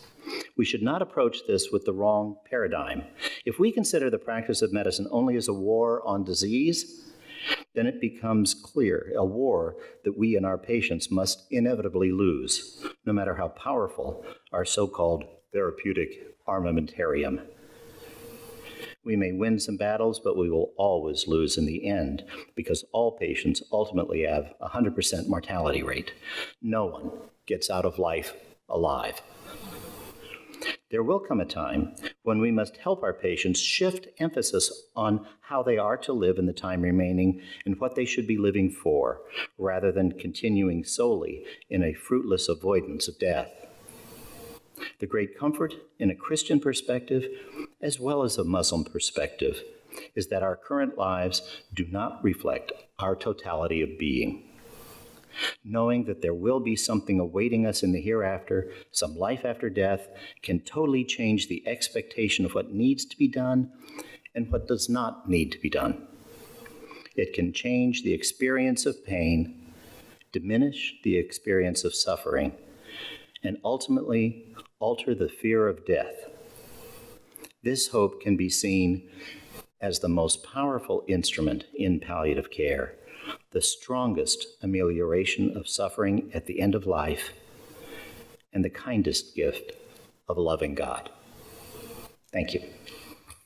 I wanted to say thank you very much for both of your comments on that.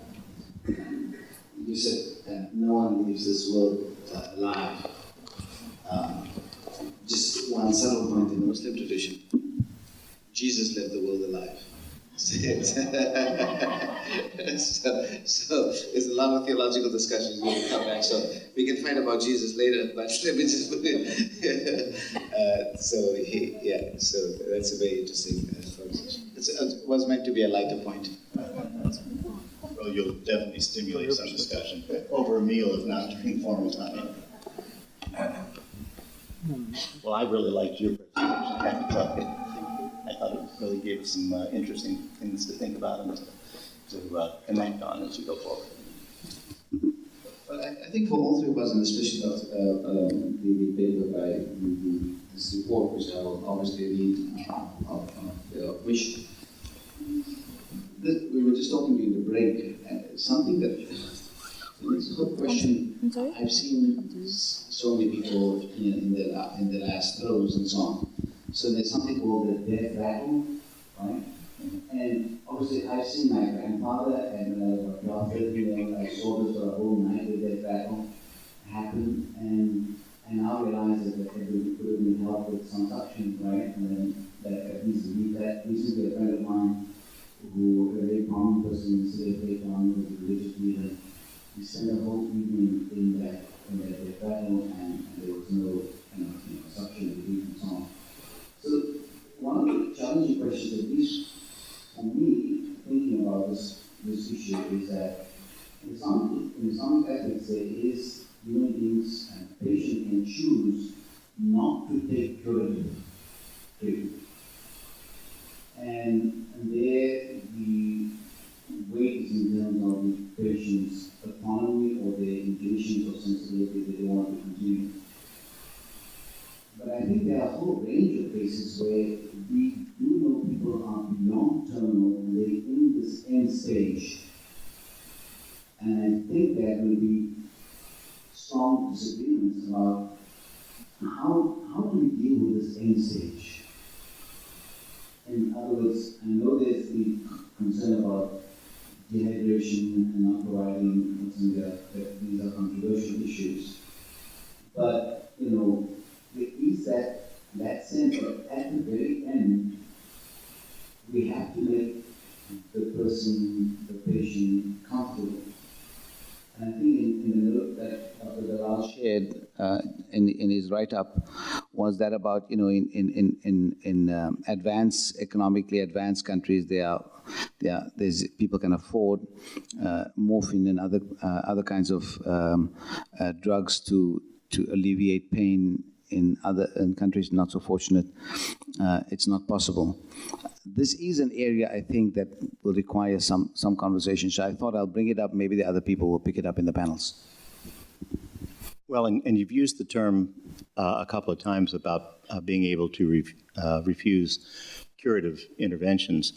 And although that might be true from a Christian perspective, more often what happens is that people are actually refusing things that are intended to be therapeutic, but are no longer expected to be curative.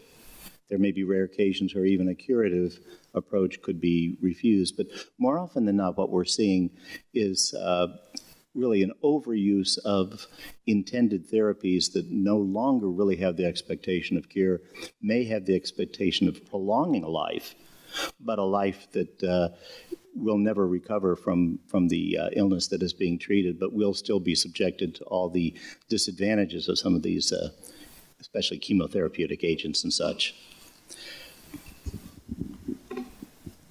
I think it's important to take the perspective that often when you're looking at palliative care patients, it's the caregivers that make a lot of the decisions. So even when you're talking about curative medicine, some patients who want to have the right to know and their families don't give them that information do take on this curative treatment as something that they feel is hopeful, even though they know that this person is dying. So I think we didn't touch upon it a lot during any of our talks, but it's really important for us to educate the carers as much as it is the people who are dying, basically. And I think that they take on a lot of the decision-making, and they are integral to having, for want of a better word, a good death. Because their faith needs to be bolstered. They need to understand why they're making the decisions. They also need to, as the anecdote that I did give, the historical one, was clearly to indicate that really everybody has the right to know and should have the choice not to know. But that choice should never be taken away from them, by their families. For us personally, to make a decision, a life and death decision about a baby, that baby would never ever have made that decision. It was our decision to make and our decision to live with, whether we had faith in Allah, God, or if we didn't. So I think that support needs to be in place. And it's often forgotten that the real palliative care and the decisions that are made are doctors in this part of the world, and we've seen it because my son is a doctor in Ahmad Medical Hospital, is that he's seen patients that are on life support for 20 years that are slowly dying because the family cannot accept that this person will, by some miracle or other, recover. So these people need an education, they need guidelines, they need to know religiously and actually from a medical point of view what it is that is permissible and not. So often you see people on, as the doctor said, people won't make that decision because they'd rather stay on the safe side, because keeping somebody alive somehow just feels better, and letting them die by other means. I think one of the things that's going to be fun over the next couple of days is to find out these areas of commonality as well as the areas of difference. We certainly do see families reluctant to make the decision. We see less and less, I think, in our country at least, physicians who are either withholding information from families or making decisions for families. In fact, physicians are complaining of quite the opposite. But another contrast would be as you correctly pointed out, the tragedy that palliative care is made more difficult by the lack of sufficient opioid pain relief in many countries. And here we're living with a country that has way too many opiates available, but not for palliative care. So I think that these are some of the contrasts that, that will enrich the discussion as we go forward. Thank you all for your presentations. I know we've gone down to the clinical applications. I want to kind of move the register back up to the theology for a moment. And asking a question for all three of you that I think maybe less so with Professor Moosa, but the notion that both of you cited, which I, as a practicing clinician, sometimes bioethicists sort of find interesting and less sort of thought about. But the idea within the palliative care definition by the WHO of suffering, or the definition of palliative care of relieving suffering, you know, we deal with this notion. I'm an emergency medicine doctor, and so we think about pain. There used to be a movement, pain is the fifth vital sign, right? Which led to opioids, sort of. We were trying to treat pain and try to measure pain through various scales and visual analog scales. And we now have this notion, okay, well, we're going to treat suffering. And I wonder, right, theologically, whether that is a goal that is actually even a good goal or possible goal, right? Can we measure, assess, and then treat suffering? And whose suffering that is? So the death rattle that you're mentioning, Professor Moosa, I mean, we as physicians, we don't, I mean, I as an ED doctor pronounce people dead. I've seen people die. There are gasps at the last moment. People can have, right? But very few of us actually experience or witness or accompany a patient dying in medical school. No one listens to recordings of people dying or expiring, right? You might listen to the heartbeat, but you don't do that. And so I think we don't have, even in medicine, this sort of practical experience of what happens at those final moments for many people. So we don't know how to deal with it ourselves. So are we treating the suffering of the care team? Or are we suffering of the person who's in this liminal state between, you know, different transitions or passages from life? So this is, I wanted to push back on that, or see how much can we go with this notion of suffering at a theological register as an end goal for palliative care, and would we have some dissonance there? I think you're making a really important point, a couple of them at least. Addressing your major point in terms of the difference between pain and suffering, there have been some pretty good articles written by physicians about the same point. We can learn, it's an acquirable skill to deal with those symptoms that we've been talking about at the end of life that can be very disturbing for the people around as well as for the patient. And palliative care can teach us to do that, and palliative care physicians know how to do that. We're good at treating pain if we pay attention to it. We have no skills, I think, nor do others who have written about this, in approaching suffering from an existential point of view. And I think that as a result, physicians tend to ignore it because they don't know how to deal with it. You know, and to see the suffering addressed adequately most often comes from people who are non-physicians, you know, and especially from the people who are in pastoral care or in the ministry or someone who's spiritually important to that patient. And what we then have to do is make sure that the suffering that is being addressed, primarily physical for physicians, but all the suffering that exists, is the suffering of the patient. We can care for the suffering of the ones around them, of the family, and not just the family. It's also the nurses who are trying to take care of these patients and all the staff in the hospital who suffer along with a dying patient and their family. But we can't let their suffering be the thing that dictates the care of the patient. I agree with your dilemma to a certain degree. I think that it is a question. It is a question that doctors ask here every day. They are able to relieve pain to a certain degree. But I think when you talk about the question of suffering, it also harks back to the patient themselves and their families, the family's perception of how much their loved ones are suffering, and also the patient's ability to withstand or to tolerate suffering. Some choose to suffer and don't want to take pain relief. So there's always going to be an area where a doctor has to, I think, step back and understand where their jurisdiction doesn't lie in forcing a patient to take pain medication when they've chosen not to.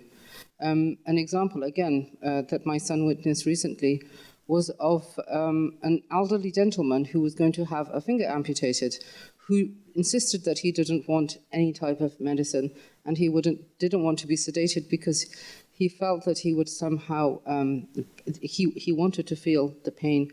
And I think that he wanted to, he said, atone for his sins. So it's a really difficult area. There are distinctions, but sometimes it's really difficult to make that distinction when you're with patients who really don't have a clear idea, or I would say definitely with loved ones, they don't have a clear idea or where they want to stop. In many cases I've seen, and I think it's one of the most controversial things with Islam, because when we said analgesic and the controversial side effects, is when you take your last breath, do you want to take it in a coma? When we know as Muslims that we have something, we have a prayer that we should say when we take our last breath, and you're unable to do that.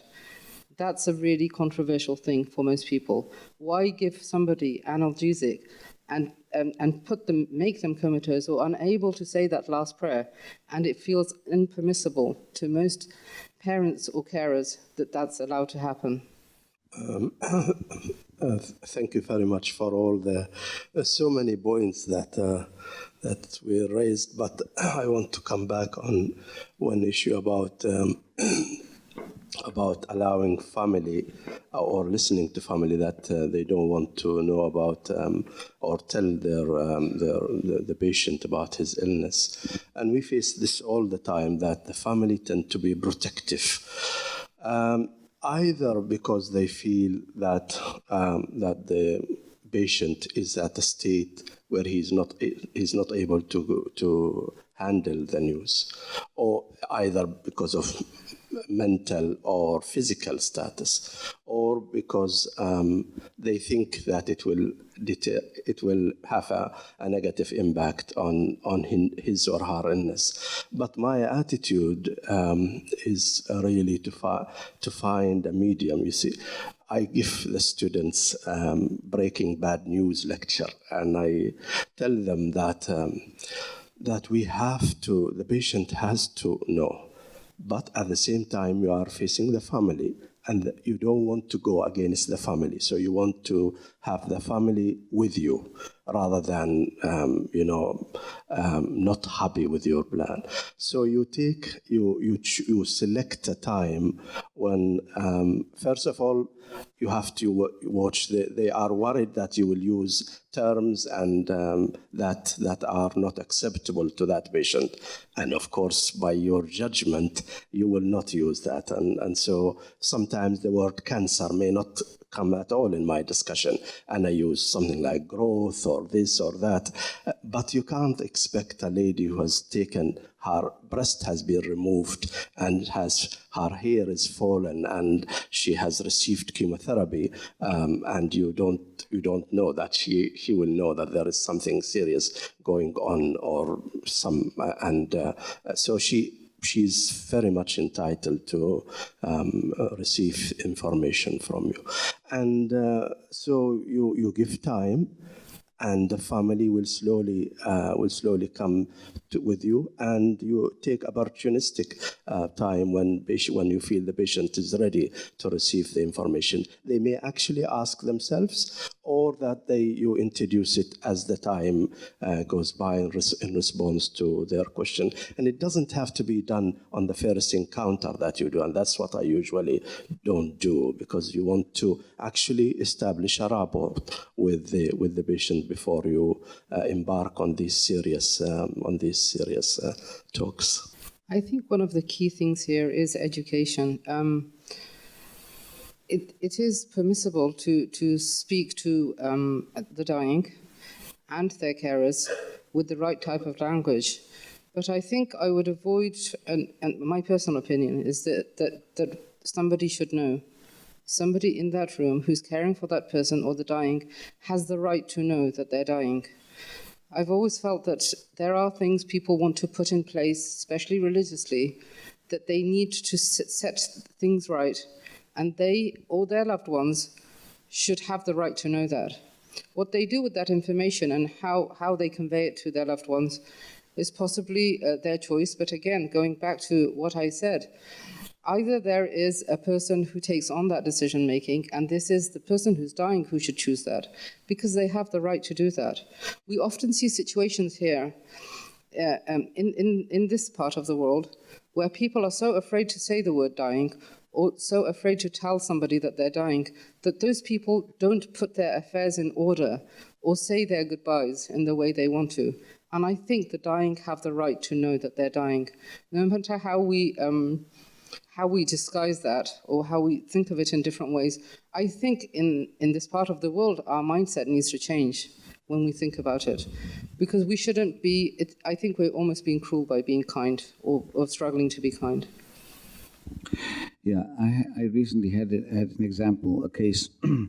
So someone, there's this family who I'm very close to, and the father considered me as his fifth son, and very close. Wherever I go to Durban, I used to stay with his family, and so the gentleman passed away. In the middle of last year, I had a celebration in Cape Town, and I invited the wife to that event. She came, she's got a son living in Cape Town. Within a week, she suffered a stroke. This person I'm very close to. And then after some time, they took her back to Durban. And then they put us through some examination. They discovered she also had a cancer. Okay? So it's terminal. And so I'm very close to this family. So both the sons are physicians in that family. And they're also devout people religiously, Islamically. And they said that they're not going to tell their mother what she's suffering of. And I said, I think she needs to know that she's dying. They felt that they know her better. They know that it will she will have a psychological setback, the way they understood it. And so I think there is this question that I think you raised I think it's cultural issues of a certain sense of carers believe that they have a certain kind of paternalism, that they can care better. And I'm not entirely sure. I think historically, Muslim ethics do care about the individual, and the individual is morally responsible. And that moral responsibility cannot work without knowledge. And so the person must be informed.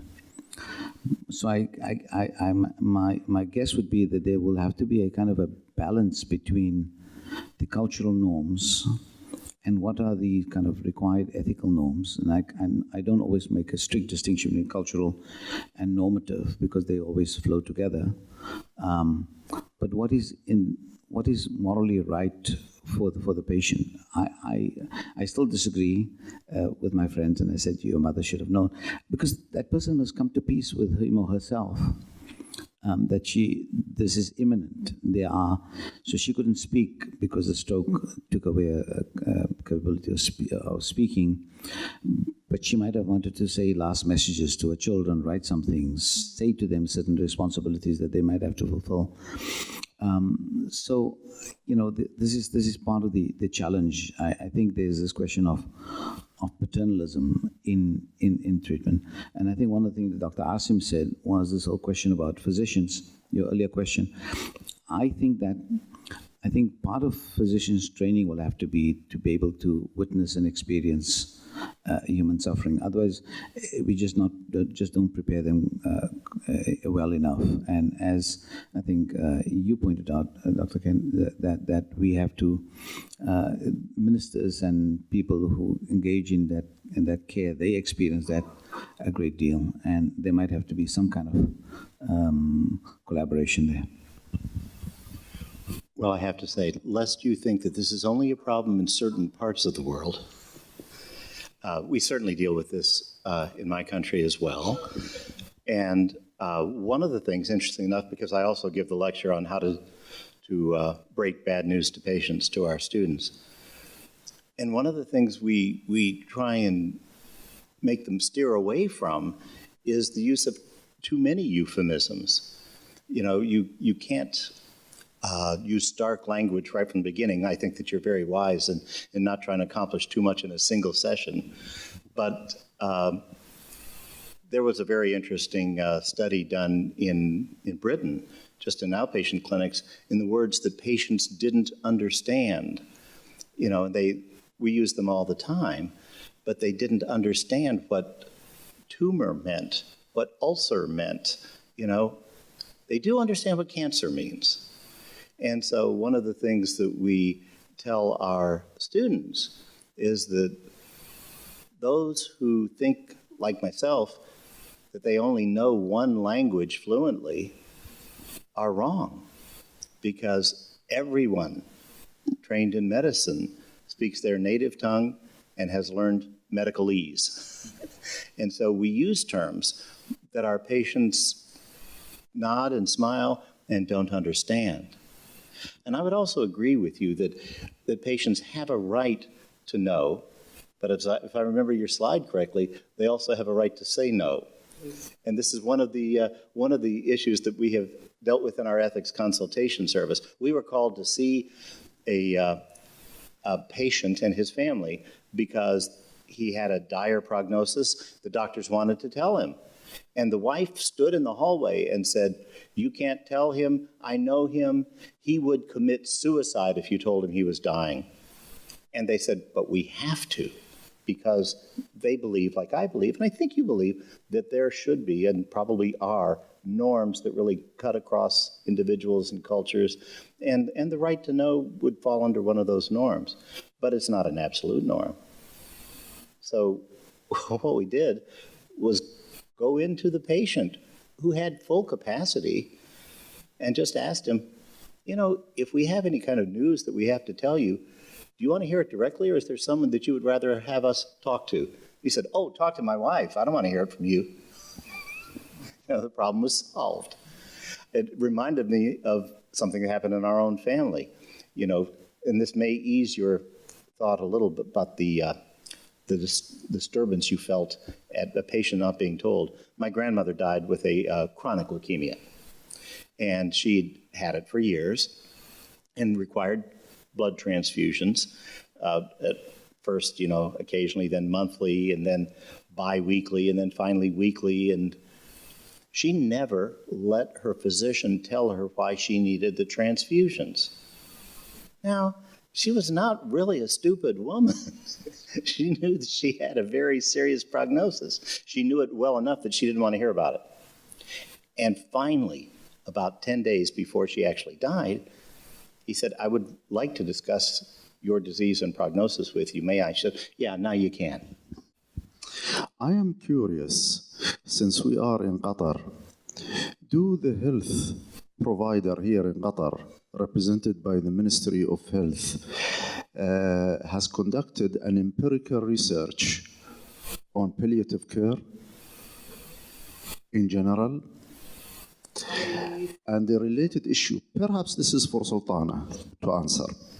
I'm going to plead ignorance here and defer the question to Dr. Azza, because I think that she probably know the answer to that better than I.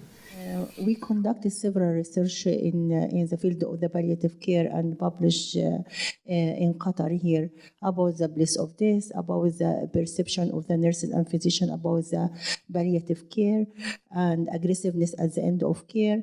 So we have many publications in the field of palliative care. I don't know the financial cost, but from the publication and evidence base that palliative care is regarding the cost is less compared to the other medicine, because we always at the end of life minimize the intervention regarding the lab, regarding the radiology, regarding ICU admission, regarding the hospitalization. So the cost of the care is less compared to the other aggressive care. And by the way, this actually matches what we have found in the United States. A New England Journal article pointed out that patients receiving palliative care actually utilized the medical system less often. They came to the ER less often. They ended up in the intensive care unit less often. They actually, in the course of their end of life, ran up lower costs than those who weren't receiving palliative care or hospice. And An unexpected finding was that they actually lived longer than the other cohort as well. So even though they weren't running up the costs and overutilizing the system, they weren't being harmed by it. If anything, they were being helped. I would say addressing the cost to the families, or the emotional cost, I think that's a really good question, because often even the people who make the decisions or hold the knowledge that a loved one is dying don't convey that to other members of the family. As an example, a friend of mine died at a very young age from cancer, and her children didn't know that she was dying. So imagine the shock when they realized that she had died the night before. So her daughter, who was 16 at the time, has never quite forgiven us for not telling her. And I think that she really wanted to say her last goodbyes. It was difficult for her to say those after her mother had died and we took her to the morgue. It wasn't the same. And I think that we will always regret that we didn't trust her enough to tell her. But I think that the emotional cost for families is great. Again, I think we do need to look at how we convey that information, how we educate the carers on how they convey, what decisions they make about the information that they give the loved ones and who really does need to know. I think there aren't any clear answers, as you said. But definitely there is room where we should have the conversation, the education, raise awareness, as I said before. And it isn't just the physicians. When residents come into a hospital, one of the biggest and gravest things that they face is palliative care and the issue of it. It seems that it's not something that's widely addressed in medical school. I don't know if it is, but from the impression I got from the residents and their varying opinions of it, it doesn't seem that it is. They're really shocked by the situation as is. They're shocked by the parents, the insistence on pain relief. The whole thing with my son, it was the topic that he talked about for months on end, more than anything else.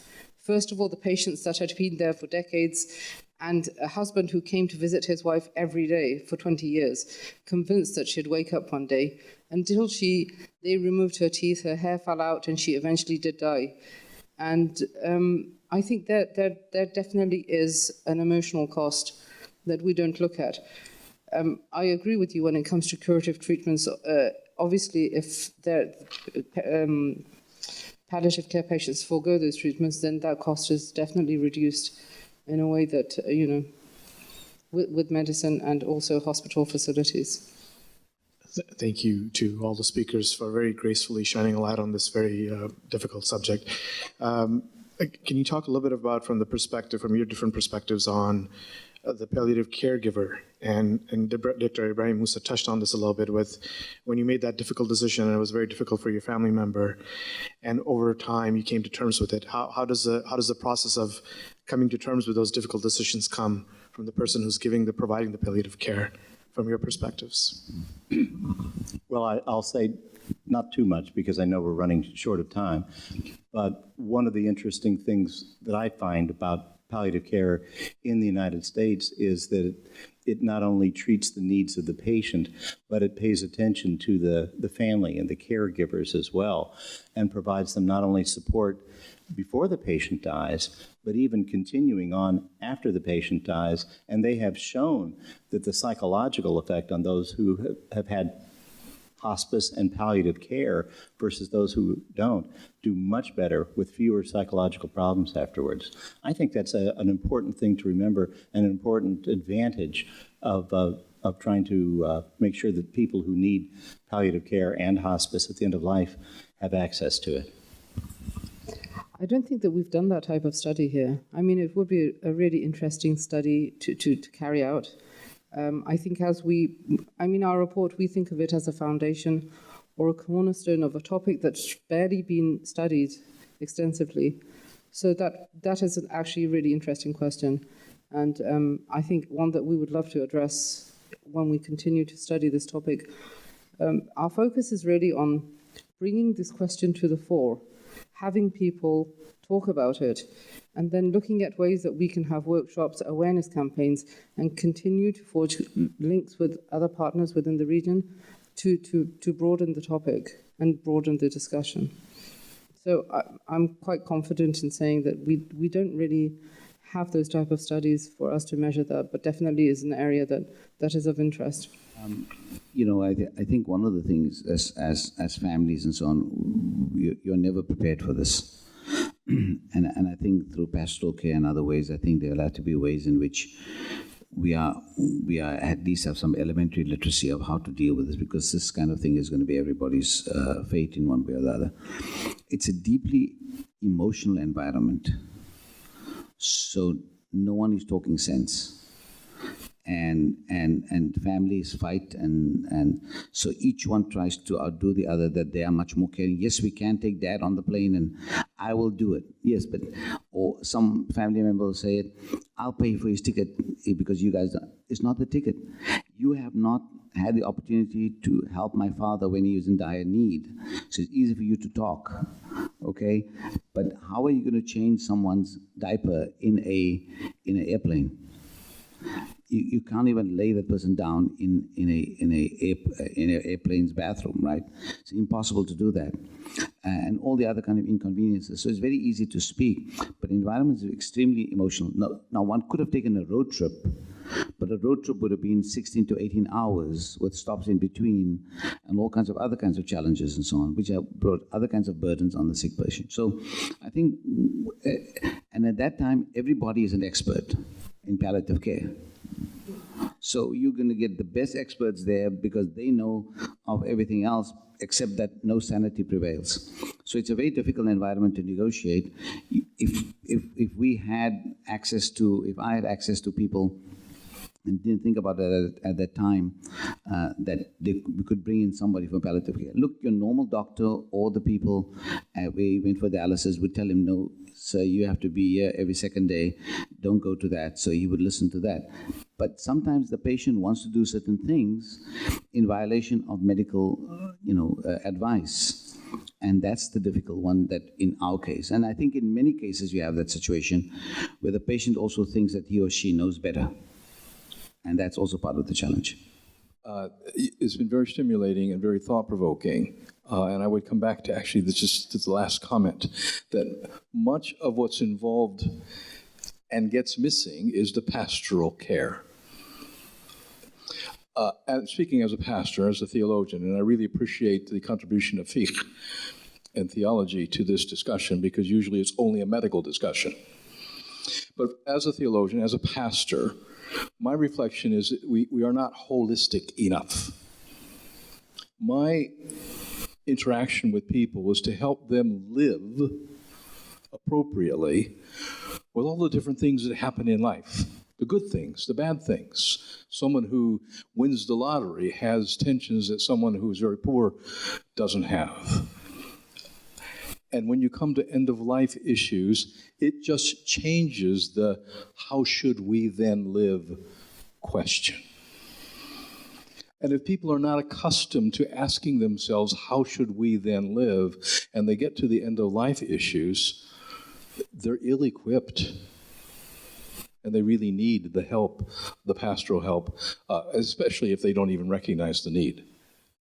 This panel includes presentations by 3 distinguished guests who will share their thoughts about palliative care from different perspectives and within different clinical settings. First, we will start with the talk by Dr. Foley. We're going to change the order a bit. I hope that's okay with the other speakers. Unfortunately, Dr. Foley couldn't make it, so we are grateful that Dr. Daniel Salmasi will be reading her paper. So, Dr. Kathleen Foley is an attending neurologist emeritus at Memorial Sloan Kettering's Cancer Center in New York City and is Professor Emeritus of Neurology, Neuroscience, and Clinical Pharmacology at Weill Cornell Medical College at Cornell University.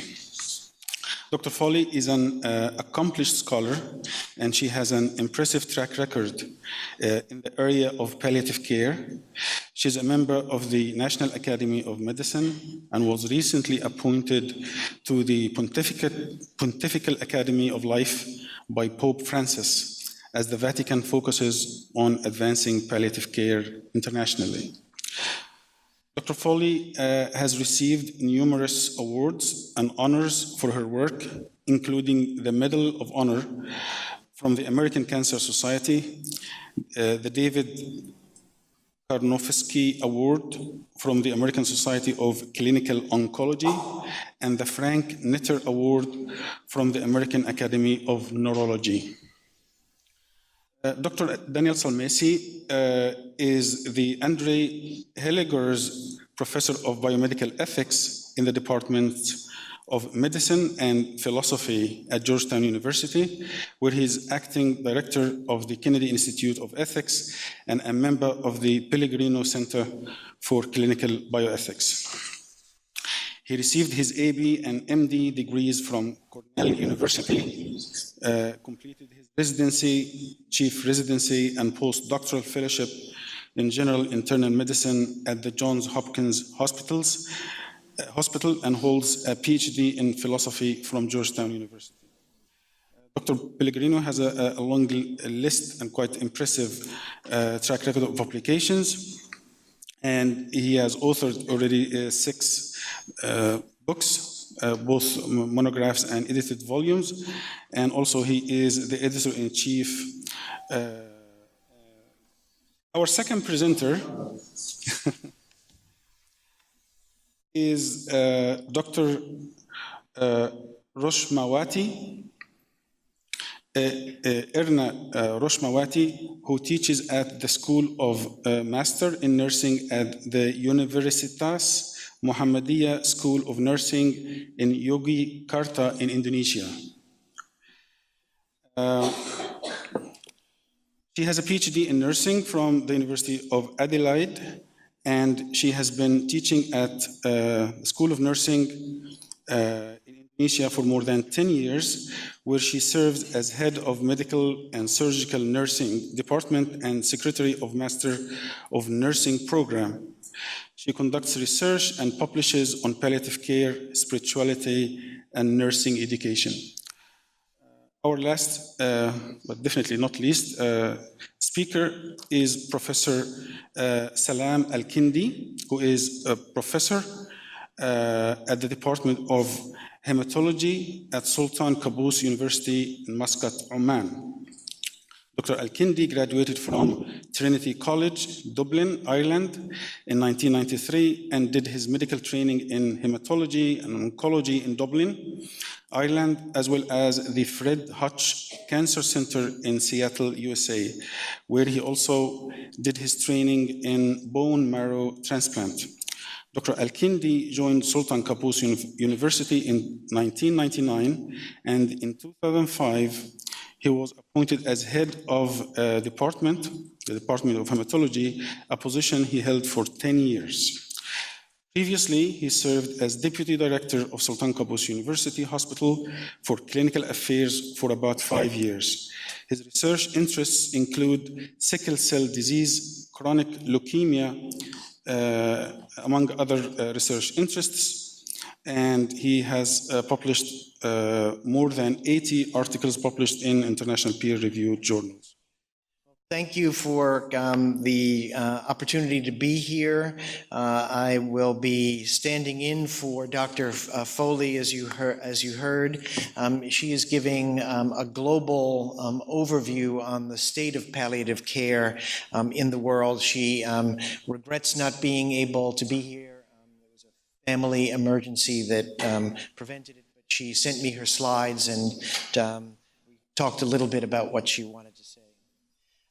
I did add to her slides a picture of her so that you would note her, what she looks like, and I will try to channel her, but I will assure you that I lack her elegance, her eloquence, and her erudition, but I will do my best. She wanted to begin by noting the importance of a 2014 report by the World Health Organization, a global atlas of palliative care at the end of life. And this was really an attempt to quantify globally the need for palliative care. And they based this on epidemiologically on mortality data. There is a new one in the works, but this 2014 atlas is currently the best available resource worldwide. And here are the highlights of the findings. That there are 20 million adults and 1 million children at the end of life who will need palliative care each year. And that if you talk about the need that they would have for care in the year before death and not just immediately preceding death, that number rises to 40 million adults and 2.5 million children. Huge numbers of persons in the world who have a need for the services of palliative care. And 78% of them live in low and middle income countries. An important finding is the real gap that we heard a little bit about in the opening session. We know that healthcare is in general distributed unjustly throughout the world, but in particular, in terms of palliative care, that injustice is even magnified. This is a graphic of opioid consumption per death for HIV and cancer given by country. And you can see that the elephant on this map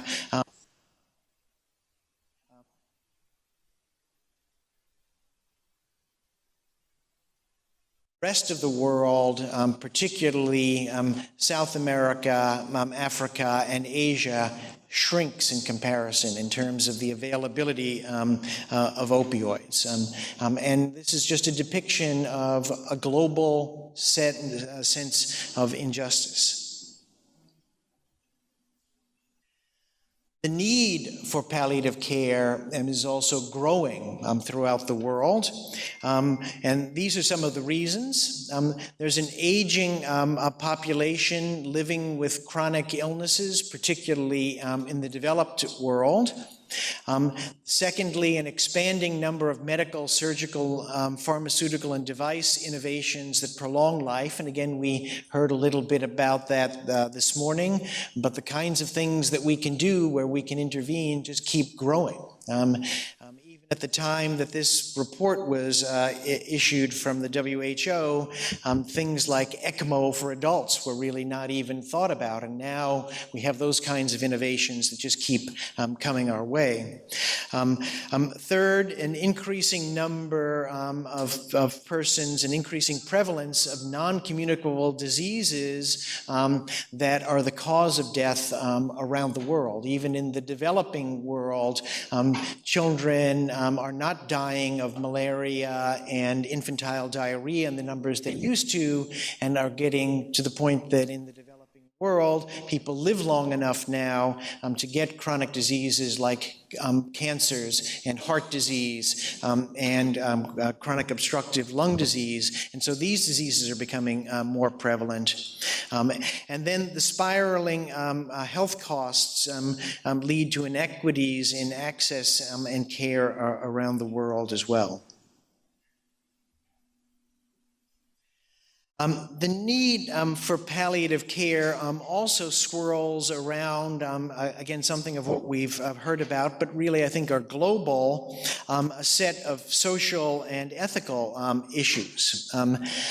One of those is the medicalization of death. Again, we heard a little bit this morning about how when people didn't have all this machinery, they died at home, and there weren't all these kinds of decisions that needed to be made Now, increasingly, patients are dying in hospitals, and we have all the possibilities for keeping them alive and raising new decisions.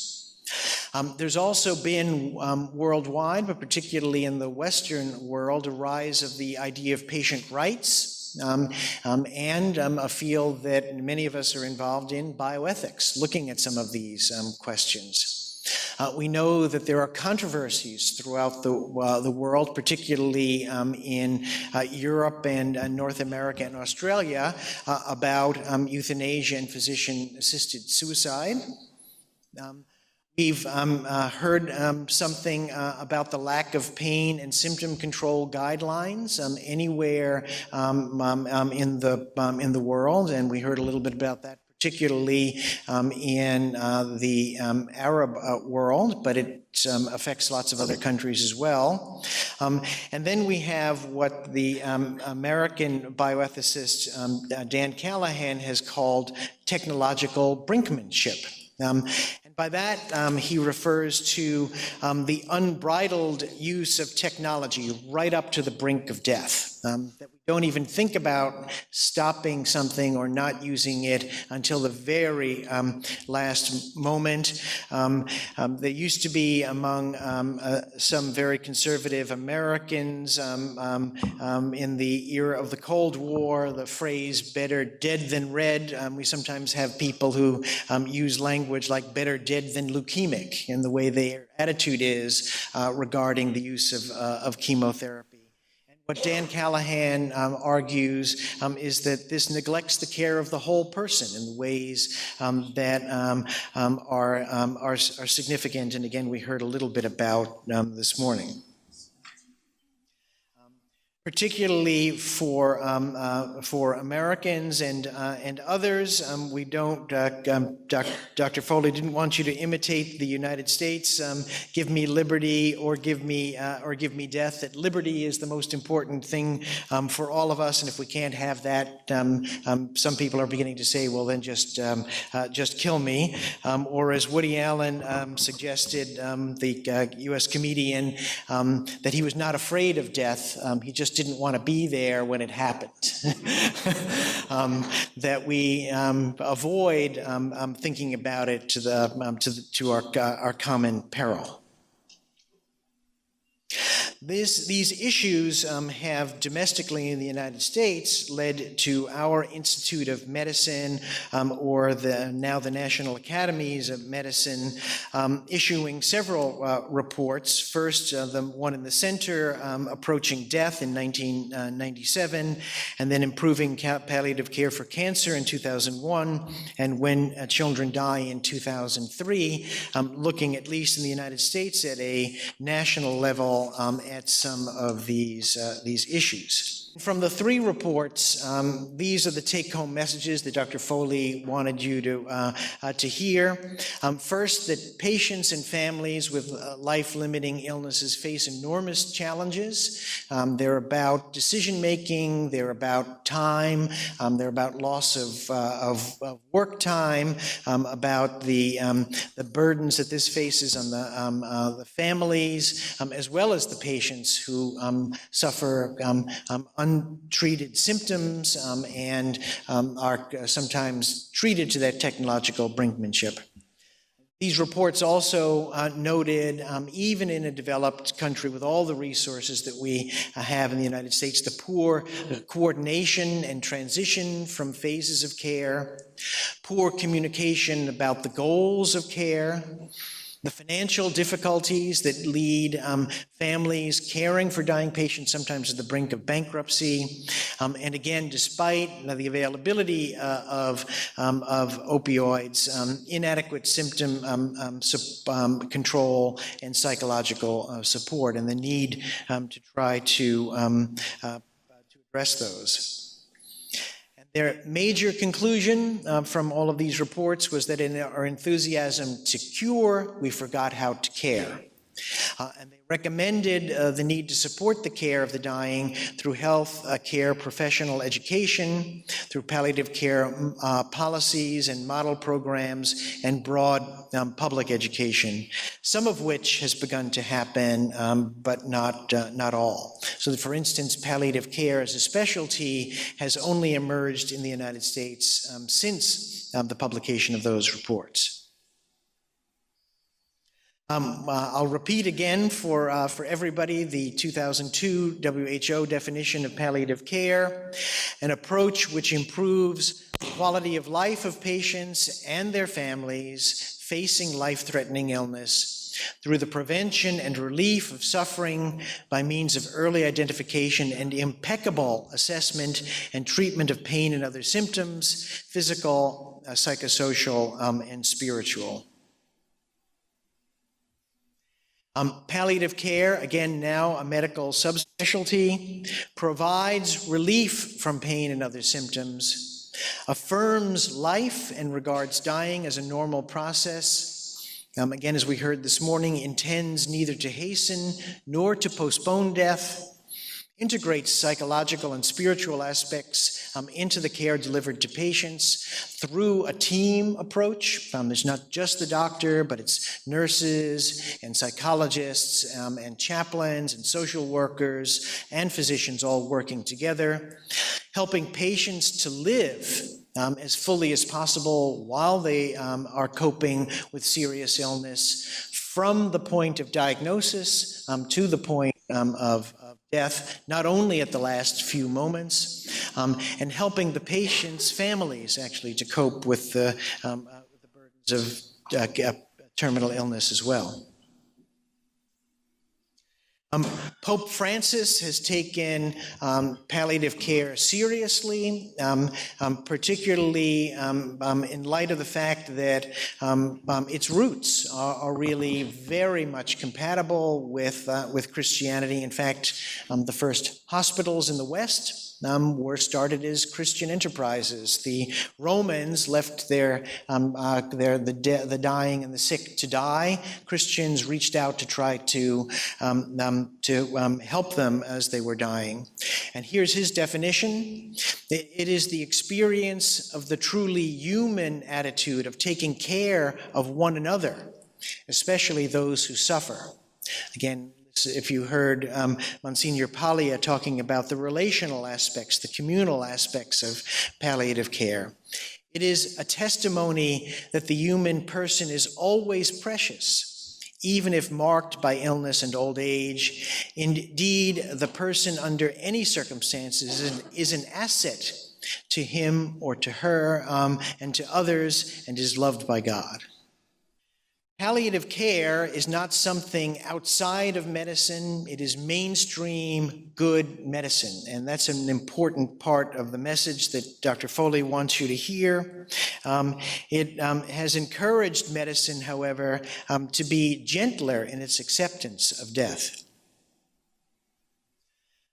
Palliative care emphasizes what Dr. Foley graciously attributed to me, a biopsychosocial spiritual approach to care. You may be familiar with George Engel's biopsychosocial model.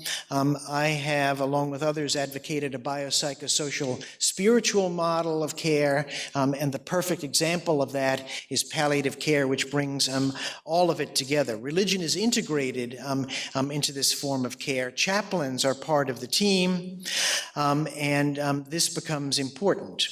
Palliative care helps patients and families to set the goals of care about difficult topics related to decision-making and death, and enables better coordination of care to navigate their care plans through a process of shared decision-making. It's not just the doctors deciding, not just the patients deciding, and not just the families deciding, but everyone working together to answer the common question, what is the right and the good healing act for this patient in these circumstances? Metaphors can become important in our changing our thinking about what care is like, and palliative care helps us with that. Philip Larkin edited a book called Compassion. This is not the poet, but a professor of nursing at University College Dublin. Larkin talks about these kinds of ways of thinking about the care delivered at the end of life through palliative care, about being present as part of medicine, about tending to the dying person, about holding that person in our hands, even as the bonds that keep them and us together are dissolving, about nurturing, about looking at the situation through the eyes of the patient, walking in their shoes, and witnessing to them and allowing them to witness to us of what it means to be a person in these particular situations. The dimensions of accompanying the dying then become important, that we need to be present to the sick person and to their loved ones. Palliative care emphasizes that. So for instance, in hospitals, when someone is dying, we ought to relax the visiting schedules and allow more people to be there and to spend more time with them. That we ought to provide unconditional support and social solidarity to them, to remind the dying that they're still part of the community. Helping the patient to achieve a sense of completion in life, that this is not the end in a sense that it is a failure. It's not a failure of medicine, it's not a failure of the patient, but a sense of completion to their own life, and finding opportunities for reconciliation, for forgiveness, for intimacy and peacefulness as they are dying. Everyone in medicine these days wants data. We're in the era of evidence-based medicine, and palliative care now is developing a very robust evidence-based approach. We have lots of data to show, for instance, that palliative care improves the quality of life of persons who have serious advanced illness. That it improves communication and decision-making for those who are dying and their families. It improves the mood of patients who are dying and reduces their symptom burden. We've heard before, especially Jennifer Temmel and her colleagues' studies at Harvard showing that there's actually an increased survival for patients who have palliative care. It's not that they have less, but they have longer survival. It has been, I must say, a little more difficult in subsequent studies for Jennifer Temmel to prove that, in a second study to substantiate it, but still at least I think we can say that it's not making people's lives shorter. It may actually make them longer to have their symptoms controlled. And you can imagine that if you give people morphine and they're able to breathe better, that they might actually live longer from doing that, rather than worrying that it's going to reduce their lives. And that there is data that there is earlier referral to hospice and cost savings associated with palliative care. There are increased amount of time spent at home by patients when they have palliative care, and patients, at least in the United States, say they want to be able to die at home, and if we have palliative care, they understand they have the opportunity to do that. There's increased satisfaction by patients and by caregivers, improved symptom control, reduced inpatient days, reduced overall costs, and patients are more likely to die in a setting where they wish to. We have evidence for all of this. Dr. Foley wanted to make sure we understood that palliative care is something that is integral to medicine, both in the general practice of medicine and in the specialty practice, that it's not simply something that is for the specialists, but part of our job is to teach palliative care to generalist physicians like me. I'm a general internist, not a palliative care specialist. And we need a both and, not either or approach, that the generalist ought to be able to do a lot of this, and then the specialists for cases where there's a need for particular symptom control that's not possible for the generalist. But there is a specialty for palliative care, and there are particular subspecializations even within that, serving particular patient populations. So there are specialists now in pediatric palliative care, in geriatric palliative care, in palliative care for the developmentally disabled, for lesbian, gay, and transgendered patients, for sex workers, for addicts, for people who are dying in prisons, that there are possibilities of subspecialties of people really focusing on the particular needs of special populations. There are also ways in which palliative care is now moving into the mainstream of various medical subspecialties. In cardiology, in neurology, in nephrology, and in infectious diseases, for instance, in HIV/AIDS or tuberculosis, and in surgery. Just as an example, the Joint Commission in the United States now requires, before an LVAD is placed, left ventricular assist device is placed in a patient in the United States, there's a mandatory palliative care consult, knowing that while it's intended to extend life, there may come a time when it needs to be stopped or the patient may still die, and so that palliative care is involved from the beginning.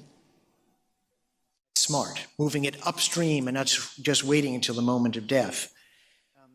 Palliative care is now a specialty, and there can be specialty certification for physicians, nurses, social workers, and chaplains in palliative care.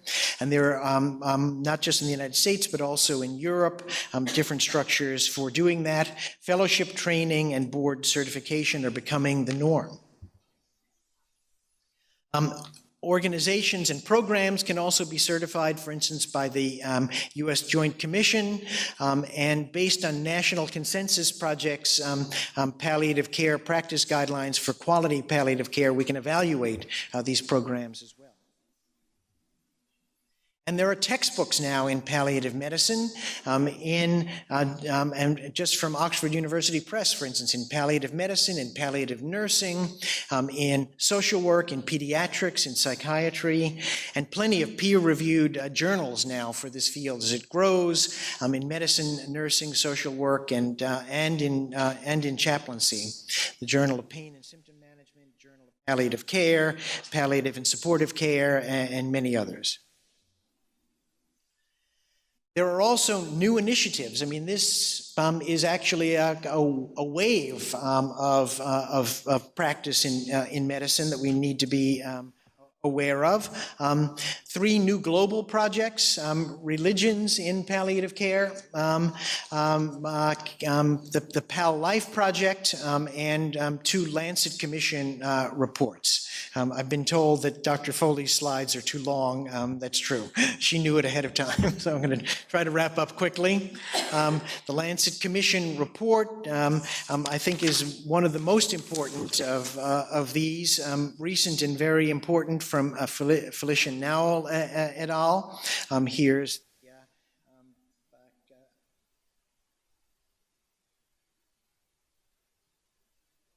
describes a new conceptual framework for costing serious health-related suffering, providing a method to help estimate countries' need for palliative care, not just at a clinical level, but also at an administrative level. And they defined a basic minimum package of palliative care services they call for this to be included in universal health care coverage. That many countries will not pay for these things, even though they might pay for transplants. Not everybody needs a transplant. Everyone will die, right? This needs to be part of the palliative care package for everyone. We need to develop our evidence base in this work as well. Some has begun, as I shared with you before, but we need to do more. There are some challenges. It's sometimes seen as second-class care, that we get active therapies for the rich and morphine for the poor.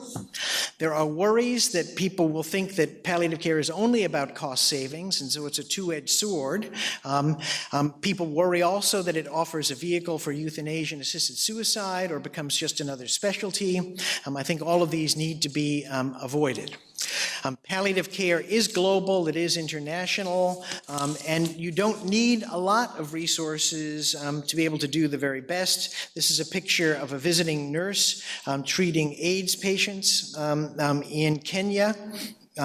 palliative care is for everyone, that we need a basic minimum package of care for everyone in the world. You just need to give it a little bit of morphine, some blankets, and some personnel, and you can do an awful lot. There are films being developed all over the world. This is one from Singapore. Here's one about pediatric palliative care in Italy, and then was going to show you this one, but we won't have enough time, that we need to recognize that there is a need for a minimum. This is about the fact that there was, in the Ukraine, a minimum of 50 milligrams of morphine per person per year. That's not enough to treat anybody's pain. We need to stop the torture and develop a global understanding of the need for palliative care because all people everywhere will benefit. So that's what Dr. Foley had to say, and I got it more or less within the time. So thank you for indulging me in presenting her work. Good afternoon, ladies and gentlemen. First of all, I would like to thank to Dean Dallal for inviting me to be in here for this wonderful conference. So previously, Dr. Solmasi already provided a talk about palliative care in the global context, and now I am going to talk about palliative care in a more specific context, palliative care in Indonesia. Before I'm going to talk about Indonesia itself, probably most of you haven't heard of Indonesia, but probably have visited Bali. So Bali is part of Indonesia. And as I'm also going to talk about the development of palliative care in Indonesia and also studies about palliative care in Indonesia. So this is Indonesia. As you see in the global map, Indonesia is part of a small in Asian continent, and it has many islands. So Indonesia itself has more than 17,000 islands across the country, and between the islands, some the distance are quite long. So sometimes it takes, like for example, in Kalimantan or in here. To go from one city to another city in one island, it takes more than a day. So it will be a challenge for the provision of palliative care. Among of those 17,000 islands, there are 5 bigger main islands.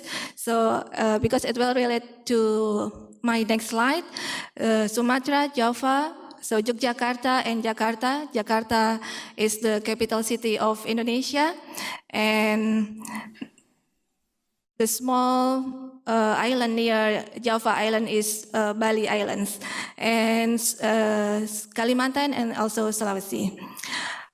Indonesia itself is one of the biggest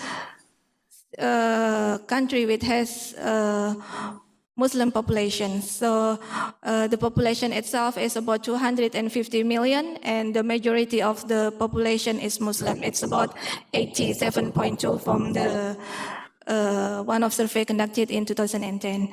And in relation to the healthcare, Indonesia now facing both communicable and non-communicable disease. I think it happens almost in other countries. About the healthcare system in Indonesia are divided into 2 main categories. The first one is the public hospital. So for the public hospital, we have several levels. The first one is level A. Level A is the national referral hospital. So usually it is located in the main or in the big city in Indonesia. And then going down to the B usually in the province or in the regional level, and C and D. And then we also have a primary healthcare centers. Actually, the primary healthcare center is like the first step for people in Indonesia to go to the healthcare system, and then after going to the primary healthcare, they can be referred to the type C or type D hospital. And the other type is the private healthcare system. Usually it is run by the faith-based hospital, like from Islamic or Christian or Catholic organization. For example, I work in Universitas Muhammadiyah Yogyakarta. So Muhammadiyah itself is one of the biggest Islamic organization in Indonesia. Muhammadiyah focus on education and also healthcare. So if you visit Indonesia, you will see many universities under the name of Universitas Muhammadiyah, for example, Yogyakarta or Jakarta or in other cities, and also like the hospital of Muhammadiyah. We also have a community-based program. Usually it is run by the volunteers, the community cadres that is already trained before, and the service they provided is like mostly for the children health. So they measure like the children weight, the height, and also to make sure about the nutritional status. And since 2014, the universal health coverage has been implemented. But the policy about the universal health coverage changing over the year. So for example, starting this year, some surgery, like for example for cataracts and also for dental, are no longer can be reimbursed to the national or health coverage. And now I'm going to talk about the development of palliative care in Indonesia. Probably it's different with other countries that, for example, I think palliative care was firstly established or initiated in UK in 1970s. So we are, I think, 20 years behind. So the first initiation of palliative care is in 1990s when the National Cancer Control Program was initiated. So the history of the palliative care program was integrated into the National Cancer Program, and it will affect also like for the guidelines that is developed or issued by the Ministry of Health, focused on the palliative care in cancer. The progress was quite slow. So after 1990s until 2007, there are not so much progress in the palliative care program until the Ministry of Health issued the National Palliative Care Regulation. The regulation says that every healthcare system or every healthcare like hospital or primary healthcare, they have to provide palliative care. But that's not what happened.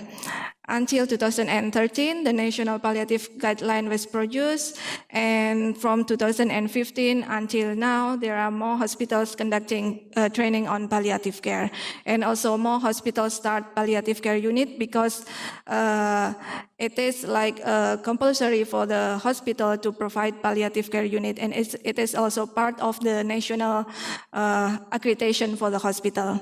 And also there are more publications on palliative care.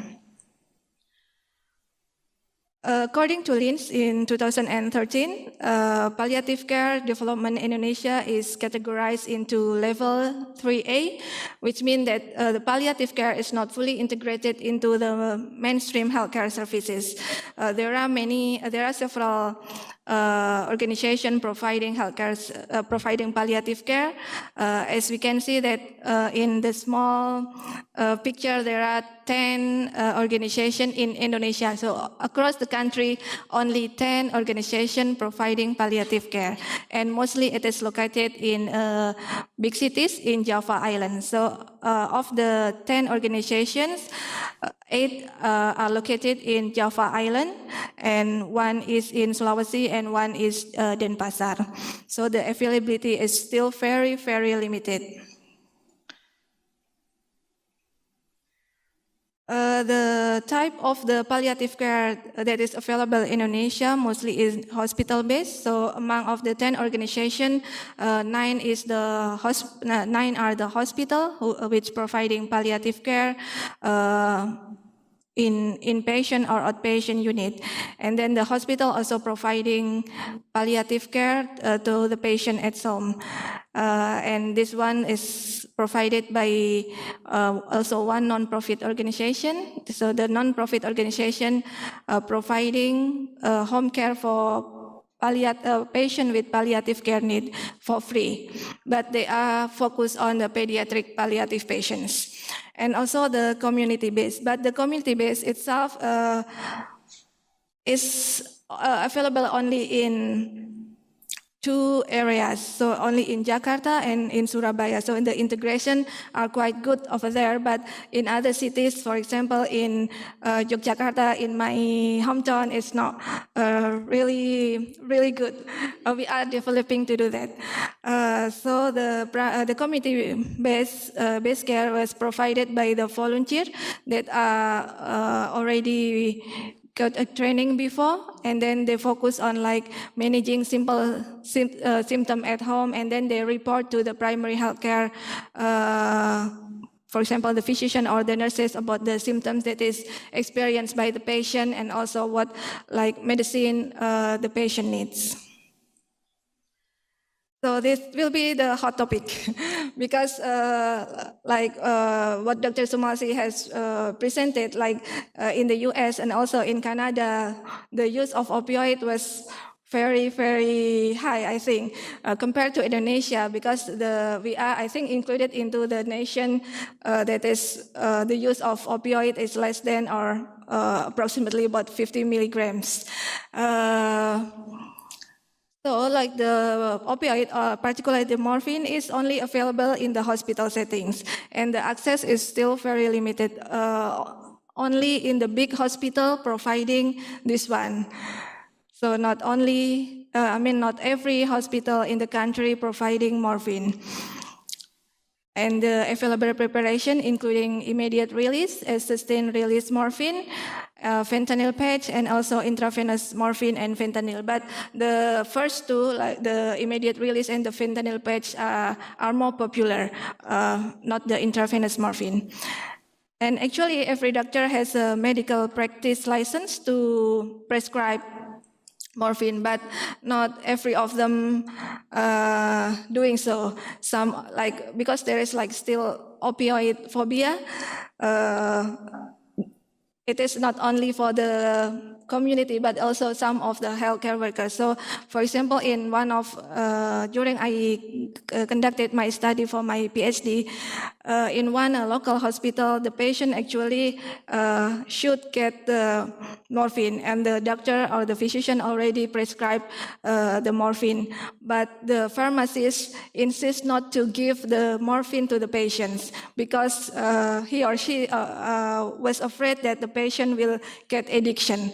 So the patient finally did not get any opioid for her pain. So it's quite unfortunate for the patients. And as I said before, that starting from last year in 2016, the national standard of hospital accreditation says that palliative care is a compulsory aspect into the Indonesian hospital accreditation. The standard says that palliative care should be integrated into patient care, particularly for patients with terminal illness or end of life, by starting from the patient assessment and then conducting the intervention and then doing the reassessment. And it should be a collaboration between the healthcare professional, the physician, the nurses, and also the pharmacists. And these are some examples of the guideline that is available now. The first one, the darker purple, it's a module for training for palliative, for the healthcare professional. But again, you see that the two of the guidelines say palliative cancer or palliative cancer. So the available guidelines specifically says on the palliative cancer, not to the palliative care generally. And then I'm going to talk about studies about palliative care in Indonesia. There are several study design, like a report case, a descriptive, and so on. And the topics are quite varied, starting from the cost of care, so to see the effectiveness of palliative care in relation to the cost of the patients, and then quality of life, family training, and spirituality. This one is the report from the in 2015 about quality of death index. So in Indonesia, the overall score of palliative care is 33.6, which rank in 53. And for the capacity to deliver palliative care and also related to human resource, we are still very low in the rank because the rank is 70 and 75. But in a good things, like for the community engagement, the rank is quite good. So the community engagement can be seen into the palliative care service. I think it's part of the culture that many people in Indonesia wants to help each other. So they want to relieve the patient and the family caregivers' burden by providing help and support physically or spiritually to the patients. This one is a study report about the cost of care. So the study found that there is a significant relationship between palliative intervention with the hospital rate. I think it's similar with other studies. And also there are significant relationship between palliative intervention and doctor visitor action and medicine and palliative intervention.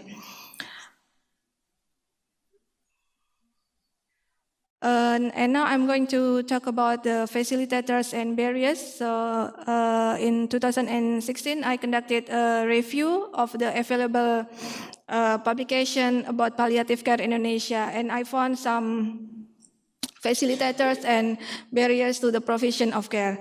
The facilitators include like support from the regional authorities. So like in some area, the regional authorities are very welcome if there is a palliative care training or palliative care movement in that area, especially if the leader of the authority, the regional authorities have experience like one of their family member got cancer or other life-threatening illness. And also the facilitators is the individual families. I think it's part of the culture that families in Indonesia or probably in other Asian countries, family is very important. In some point, it will give advantage to the patient because the patient can be being cared at home for free. But in some other point, because the involvement of the family are very strong, and then the family member usually become the one who decide every decision on the patient health care. The other facilitators are involvement of the community. Instead of the facilitators, some barriers are also available. The first one is about the opioid, the limited use and also the limited access to the opioid. And also lack of palliative care education, which causes the limited number of palliative care trained health professional, and it will result like to the report from the quality of death index back in 2015 that the rank of Indonesia in this point was still low. And also the health professional perception, because palliative care was quite new in Indonesia, so like the physician usually try to do their best to cure the patients. So they try many treatment that they expect they will cure the cancer, but that's not always the result. And the other barriers are geographical constraint because of the many islands and also for the locations. The other study is about spirituality in the palliative care. And we found that the patient and relative spiritual practices are it can be seen very clearly. And also, it's not only the patient and the relative, but also the palliative care team. So they ask the patients to do the prayers together, which probably it's quite uncommon in other countries. And also the spiritual or religious assistance from the patient and the relatives. From the study, because the palliative care was conducted at home. So the palliative care team, they visit the patient at home and some of them are Muslim, and they have to do 5 daily prayers. So usually in the noon prayers, they stay in the patient home, and then the patient or the relative providing opportunities for the healthcare professional to do the prayer at their home, and also the religious acknowledgement and encouragement. Well, I think that's all for my presentation. I do hope that probably we can collaborate in doing some more research about palliative care, doing the comparison, or probably finding more intervention that is more effective for the patient. I think that's all. Thank you for having me here. Describe myself as being an expert in palliative care, but I take care of patients with cancer. My area of specialty is hematology. So, and probably I'm one of the biggest users of morphine also, because I look after patients with sickle cell disease, and sometimes I get also notice that you are using too much. So in my clinic, I'll be prescribing oral morphine very frequently. This is my objections, and I think my talk has been made easy by the previous two talks. So I'm going to more concentrate on the regional issues and how relevant to the people who are practicing in this part of the world. And because of the previous talks, I will skip this definition of palliative care. And people have already talked about that. It's been since the 19th century when this movement, driven predominantly by the religious orders. And I was probably lucky because I studied in Ireland, not in the UCD, as you mentioned, but not with Larkin anyway, but in Trinity College. And so I've seen some of these, the involvement of the church in some of the palliative care approaches. But of course, palliative care now has become standardized and become a specialty of its own. Recognized in the medical specialty, mainly in the English-speaking countries, and then subsequently in other places. And obviously, everybody talked about this, that to improve the quality of life and of patients and their families, and associated with a life-threatening illness. Now, so I'll come a little bit to our region, and our healthcare system in the region had made major progress. And that is, so for example, communicable diseases are almost eradicated. We actually, in Oman, for example, we don't see malaria anymore. We see it as what we call imported malaria, so it comes with travel. And so with that, the other illnesses like what we call degenerative illnesses or non-communicable diseases, particularly diabetes and cancer, is rising sharply. And in fact, this is a worrisome for our people. And so, plus also there is increasing life expectancy. But yet, in general, the region, when I talk about the region, I mean the Gulf region, and I'll show you now examples. We are looking at predominantly young people, still make the larger cohort. This is data from Oman. This is the WHO report, and you could see that the predominant population here is young. That has an impact also because many cancer may not be as high as in the Western world, and I'll show you now examples in a minute. And also, and so we could be excused for not thinking, say, for example, about palliative care so early. And people have made, I want to show you this because I want to show that our countries have made a great progress. This is the decline in childhood malnutrition, and you could see an excellent outcome. And also our population are so much adhering to preventative measures like vaccination. So in most of our regions, in Oman, for example, almost 100% vaccination rate, which is we are advocating and happy about. However, cancer is increasing. It's a major challenge and leading cause of death within the majority in countries of the region. Over 70% of all cancers seek medical attention when the tumor is quite large and when they are advanced. And so as a result, they require more palliative care and less of the curative. And so we still need these facilities to be available. The largest increase in number of cancer cases and deaths are occurring in low to middle income countries. That has been mentioned. 80% of the world population resides, and the increase in age and also the risk factors for cancer are one of the reasons for all of this. And so low and middle income countries in general are insufficient cancer control and prevention activities. And at the same time, they are the vast majority of palliative services exist in high-income countries, and they are representing only 20% of the world population. So as a result of the rise in cancer, diagnosed late, less curable, have limited capacity for cancer treatment, cancers are more likely to result in suffering and death, and thus palliative care becomes more and more important.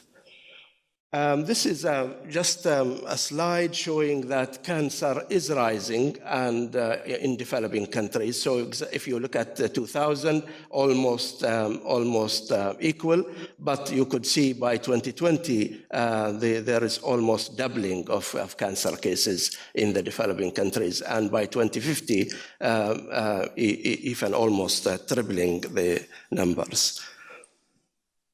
And this is the case in Oman, for example, and similar in other countries as well. You could see a rapidly growing incidence. Whether this is because we are picking it up better or diagnosing it better is not clear, but definitely cancers is rising.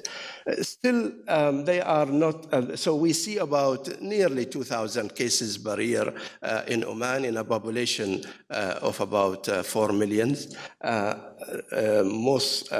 Mostly these are cases in the Omanis. Again, we have a lot of expatriates, but they are younger groups, and also many of them, when the diagnosis is raised of cancer, they probably travel to their country, so maybe does not get picked up. And as I mentioned earlier, actually we are not the top in terms of cancer if you compare it. So, for example, Saudi Arabia, about 12,000 cases per year. Oman, somewhere there, about 2,000, as I said. Kuwait, Qatar, and Bahrain have closer percentages, and if you compare it with the others, it's actually significantly lower. And even if you take also specific examples, like this is on breast cancer, you could see that still our region, they are not the highest among worldwide. And just in case somebody does not know where Oman and others, but that's not the reason I showed this, that cancer patients in our region get actually treated quite well, all the way from chemotherapy, radiotherapy, to even bone marrow transplant. These are the centers that does bone marrow transplant in the region. And you could see in many Oman and Qatar and all. So why palliative care is not so well developed? That's a question that I want to raise. I mean, since So there is a need for development of palliative care, and we expect, as also mentioned earlier, not only the patient, but also maybe one or two carers who require the attention among that same family, plus also the increasing number of other illnesses, chronic illnesses in particular, cardiac, pulmonary, and so on and so forth. And whose responsibility is? It's a responsibility of all health and social care professionals delivering the care, and it's the right of every person with life-threatening illness to receive appropriate palliative care where they are. Where is it? Where to find it? So most cases, palliative care is provided in hospitals, and this is a trend in the region. I'll show you a table in a minute of the same. The process begins when the doctor refers the individual to palliative care team. Then in the hospital, palliative care team is provided by the palliative team experts, and some patients may receive their services at home, and others may require hospice. And in our region, of course, as with the rest of the world, it involves a team of a multidisciplinary team of doctors, nurses, pain specialists, social workers, nutritionists, pharmacists, and so on. And we also have some of our religious staff who come and do some of the counseling, as well as the community services. So they require to have an effective communication skills, appropriate and effective sharing of information, active listening, and assistance in medical decision making. And the three categories that I mentioned earlier, or what is required from palliative care, is pain management, management of symptoms, and emotional support. And I want to maybe spend a few minutes on pain management and how is it appearing. So there is definitely an unmet need. So 45% of the 56 million people who died in 2015 would have benefited from palliative care, and 35 million also who did not die experienced serious health-related suffering that would have benefited from palliative care. So no palliative care exists in 75% of the world, 234 countries. 80% of people who died with serious health-related suffering were from developing countries and not able to access palliative care or palliative pain relief. And only 20 or 8%, as mentioned earlier, 7% of countries, mostly developed countries, have achieved integration of palliative care into the healthcare system in advanced way. If you look, what is the status of pain treatment across to access to narcotics in the region? This is a table that I made. As much as I could gather from the literature and also linking with the colleagues in the region. And we know that pain medications and hospital-based palliative care are widely available in the region, Saudi Arabia in particular, which is leading in the palliative care in this area. And they also have the hospice. But then the hospice tend to be placed so close to the acute hospitals, probably because it tends to be better accepted for patients. So that they don't go somewhere, whereas different from Europe, for example, or different from where I saw in Ireland, where they are completely distant from acute hospitals. And Kuwait, interesting. Kuwait has the largest palliative care center, about 90 beds, close also to an acute hospital, but only 30 beds or so are used. Probably again, still uptake of hospice is not liked rather by patients, And also they expect that family involvement will be much bigger than other places. Then the rest, I did not see a reference. In particular, my own country, there is no specific hospice available. Again, some of the countries, they have community service quite well developed. I hear about Qatar and to some extent Oman, where they deliver services at home. But these are not specifically trained for palliative care, but more for general and in particular chronic diseases and so on, where it's handled by nurses. So there is this scale of adequacy of consumption measure, ACM, and people look at how much of morphine and others narcotics are used, and they've described it as being adequate, moderate, low, very low, or virtually non-existent. And I can tell you now that only about 7% of the world population is judged to have adequate access to, and unfortunately, the Muslim majority countries are all falling below the 3 top categories. So they are falling either in very low or virtually non-existence. And even in countries in the Gulf, which are judged to be relatively rich, with a high GDP, but they are also falling in that low consumption score. And just to give you an example, so 15% of the world population uses 95% of the world consumption of narcotics, 0.3 per capita in Saudi Arabia versus 6.1 milligram globally, and 41 per patient in India per year, and as mentioned earlier, in Ukraine similar, whereas across, on average, about 18,000 milligram in Western countries. That's probably an average. Maybe there are countries which have a higher, even higher percentage.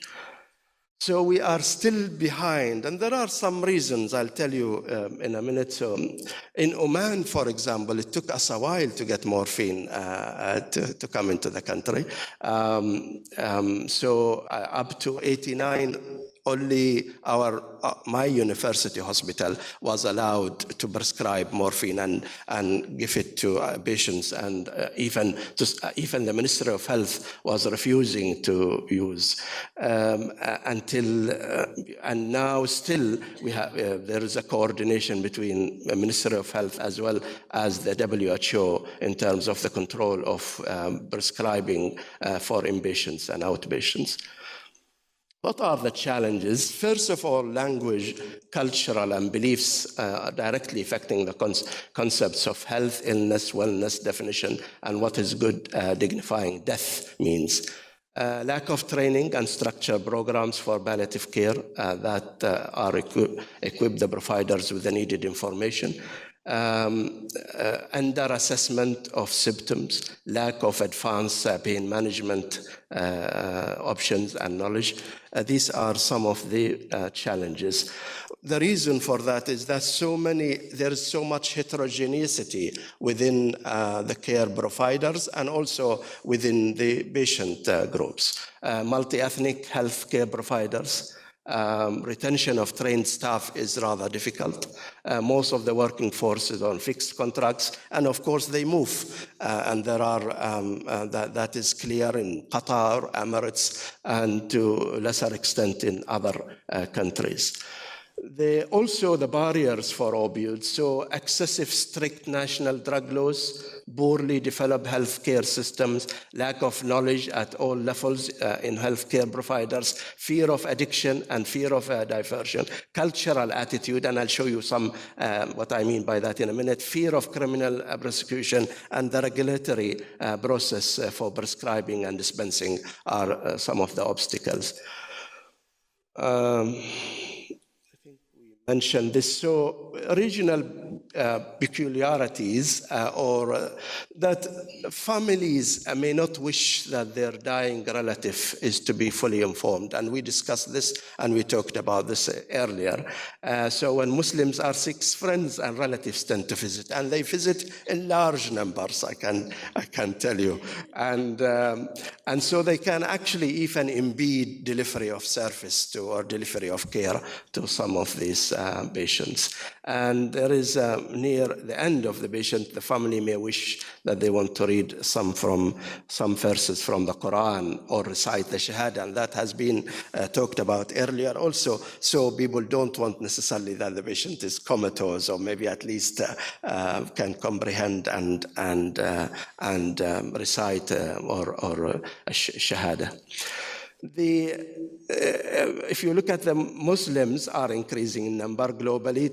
72 of all world countries having Muslims population above 1 million. The number is projected to rise.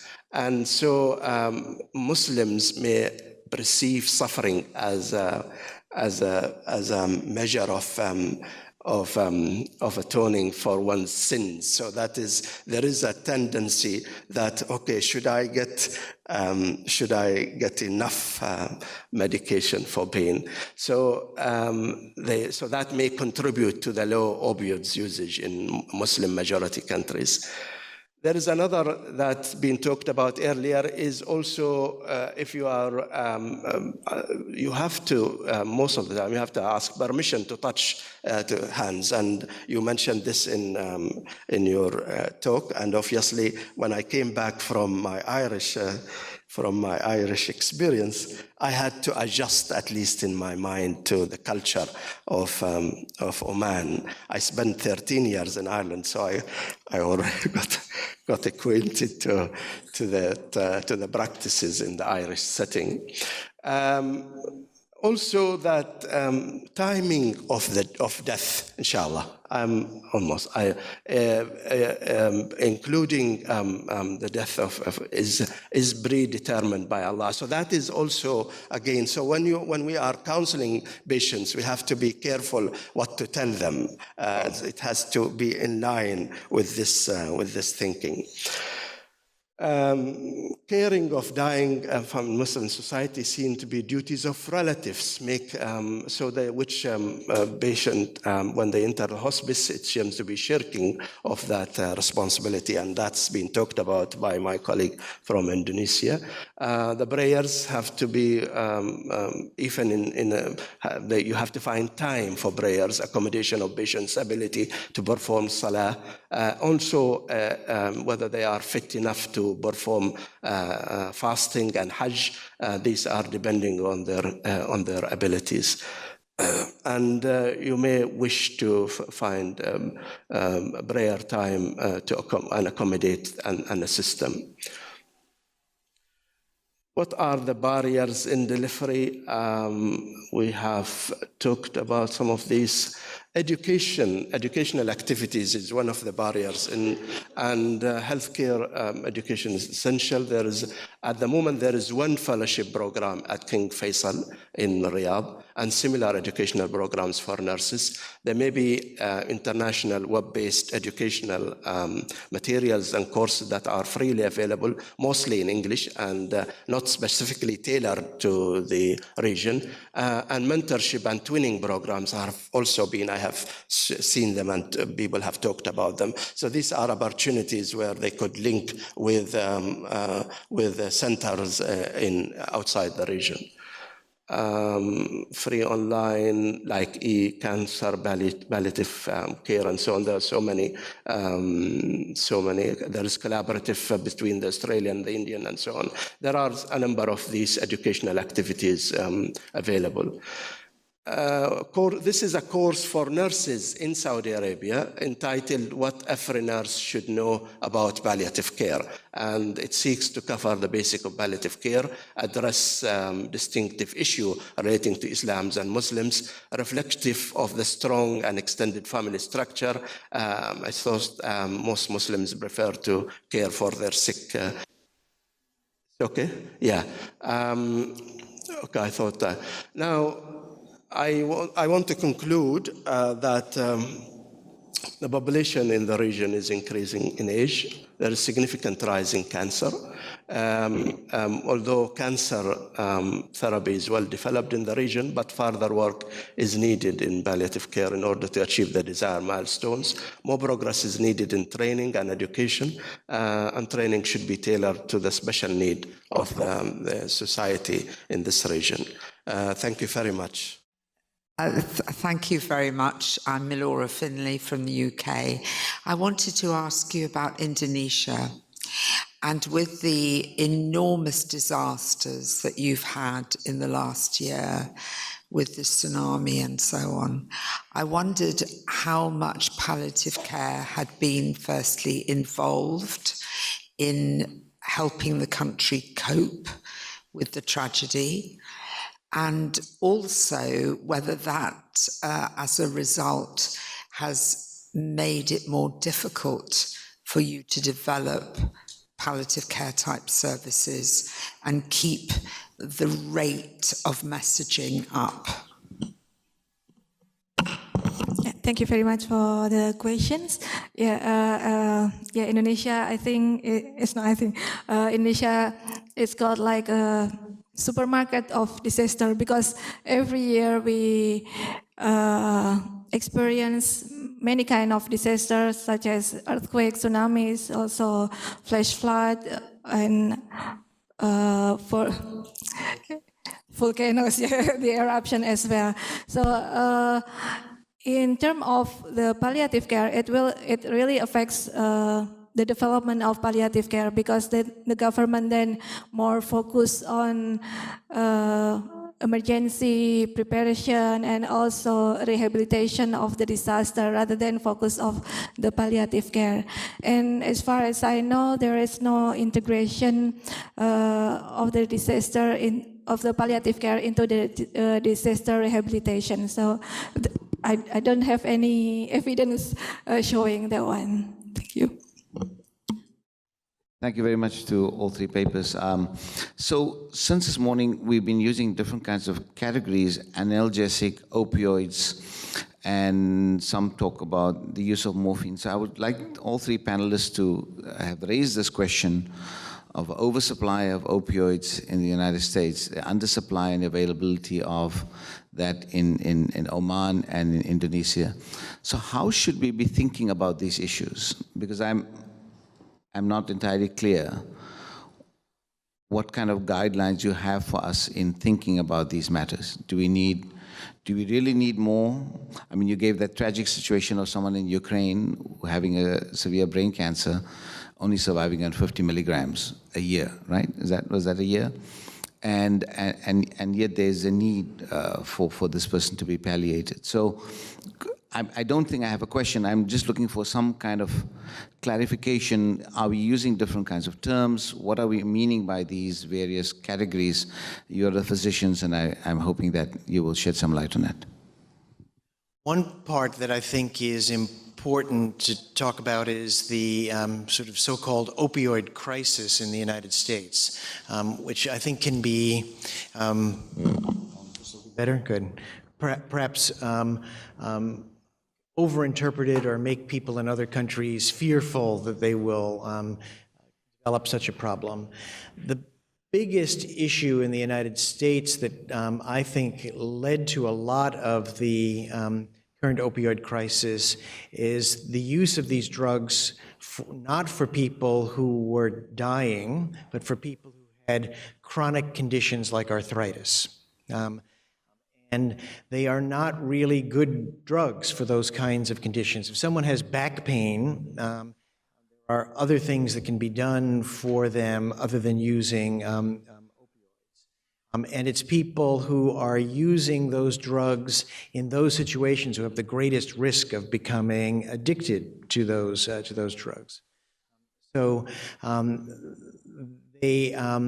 opioids are terrific for acute pain. So if someone, so Dr. Padella can tell you, someone in the emergency room who has a broken leg can be helped enormously by short-term use of opioids.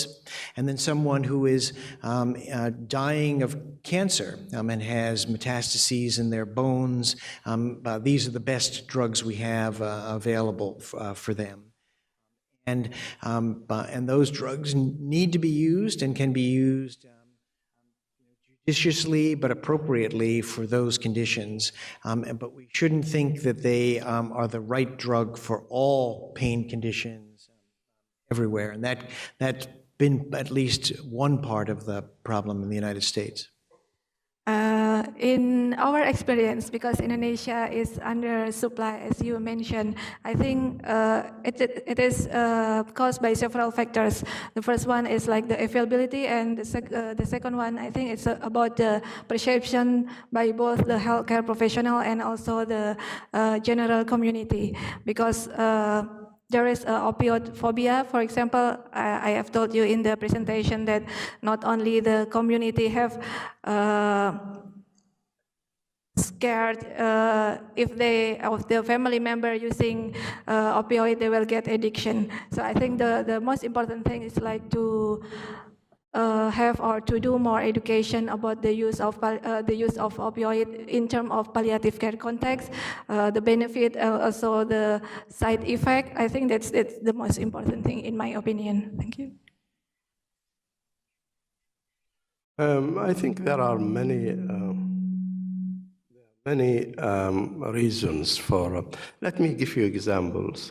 Some of my patients, when they go to Europe, say for example, they come with prescriptions or come with supply that I would not have done it if I was making the initiation. So yes, we are a little bit more conservative when it's starting, both in the initiation as well as in the doses we are using. But we also have to keep in mind these are crude numbers.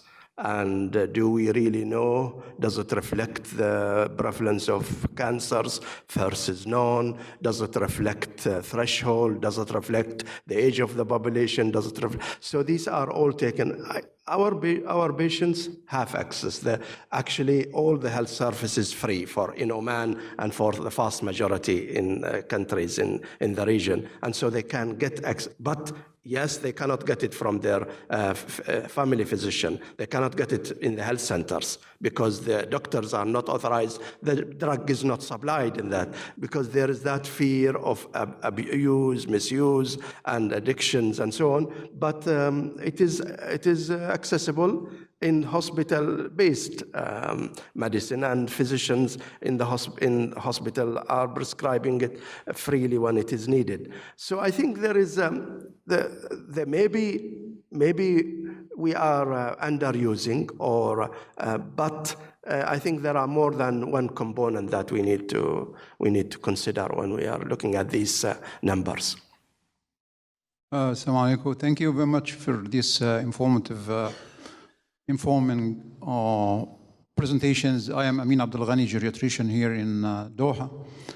And I am talking about some of the barriers Dr. Salam talked about in the region, including the beliefs, the religious beliefs. How can we reach out to our religious community to help us and be more engaged in increasing awareness of the palliative care for our patients? This is one. The second is related to, like yourself, you are treating more of cancer patients.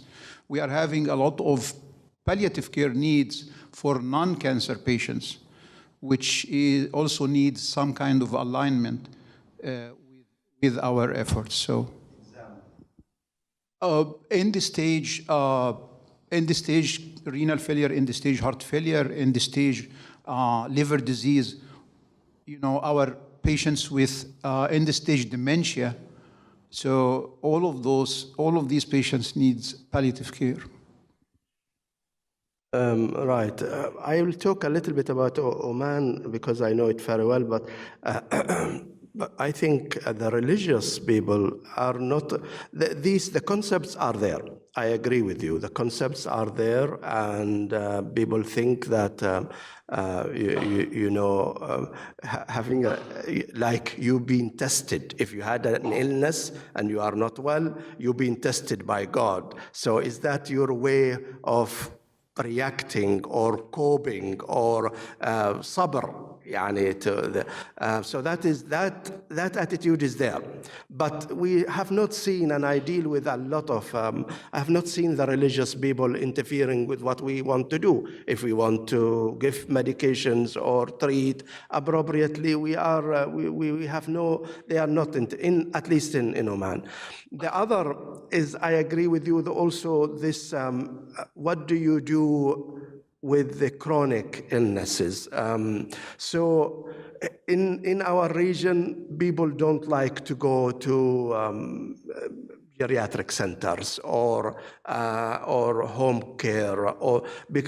One reason is that we have not really made them attractive. I have seen in Dublin, for example, like a 5-star hotels, places where they actually looked after very well, particularly the private and patients are paying for them, and they get looked after very well. They even get attention more, and they have a doctor and they have nurses and so on. So you have to, maybe we have not really made them so attractive, but also more importantly is this the sins that follow with the family. The family wants to feel that they have done everything for their relatives, and so as part of this, they actually insist that they are the carers, and they take the lead in terms of where their relatives is going, who is looking after him, is it hospital based, is it at home, and so on and so forth. So these are a little bit of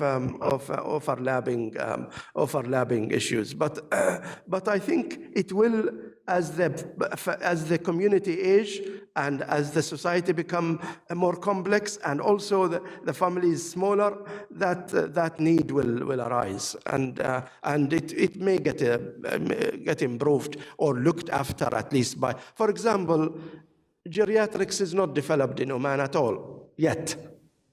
I suppose it will come.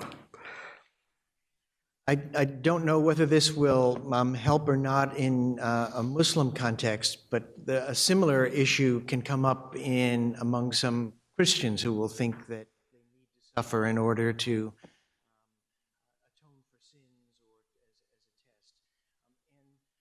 And I think we forget that the aim of giving somebody opioids is actually restorative, right? The aim is not to make somebody lose their consciousness, but to in fact recognize that it is incredibly hard to pray if your entire consciousness is consumed by pain. And just a little bit of morphine can actually restore someone to the possibility that they can engage in religious acts like prayer.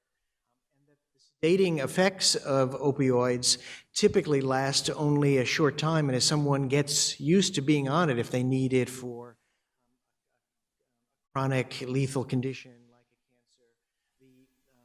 pain control will persist, and the sedating effects will diminish with time. So that is maybe of some help cross-culturally in making the argument.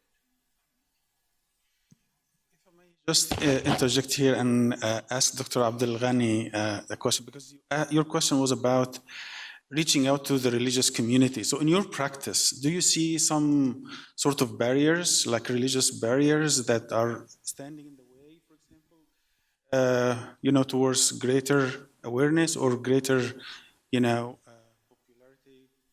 Thank you. I really raised that comment and question because I have a passion about doing this. We as healthcare professionals and people who are doing palliative care should be doing more in reaching out to the religious community and try to engage them in this discussion that it's okay to give palliation at the end of life or even before the end of life as part of Islamic perspective. Do you have particular examples that you encountered in your practice, for example? That I have a personal example that when my brother had cancer, and at the end of his stage, he himself requested to be in the hospital. And I have been asked by the sheikh, why you are putting him in the hospital? So there is some kind of awareness and communication that needed to be done more.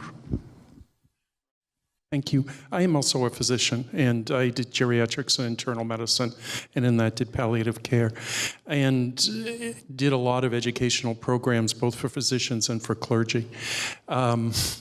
What we found, particularly with my denomination, Roman Catholics, is that you could often find a clergy person coming in from the outside and ruin everything you had done. What is useful in Roman Catholicism is that we have perhaps more clearly defined authority because we can rely on papal statements, things the Pope said. And so it was relatively easy for me to use the argument from authority. I don't believe that I think authority has different sources in Islam. Is that accurate? And so that perhaps you don't have that. The other thing, though, was to do community training, and we used to bring in large numbers and provide specific cases, and also to work there with clergy who had been already trained, who could perhaps politely say to the clergy member who was wrong as to how to politely put that. You know, I think that we found that when clergy were subjected to difficult medical situations where there was controversy as to the choice, they became very frightened and often forgot a lot about their training and would come up with what they perceived as the safest response or what they thought was the most conservative, even if in fact it was wrong in terms of teaching and doctrine. So. Kind of what Dan, you mentioned, but there's also this notion that there is a different level of tolerance for pain culturally.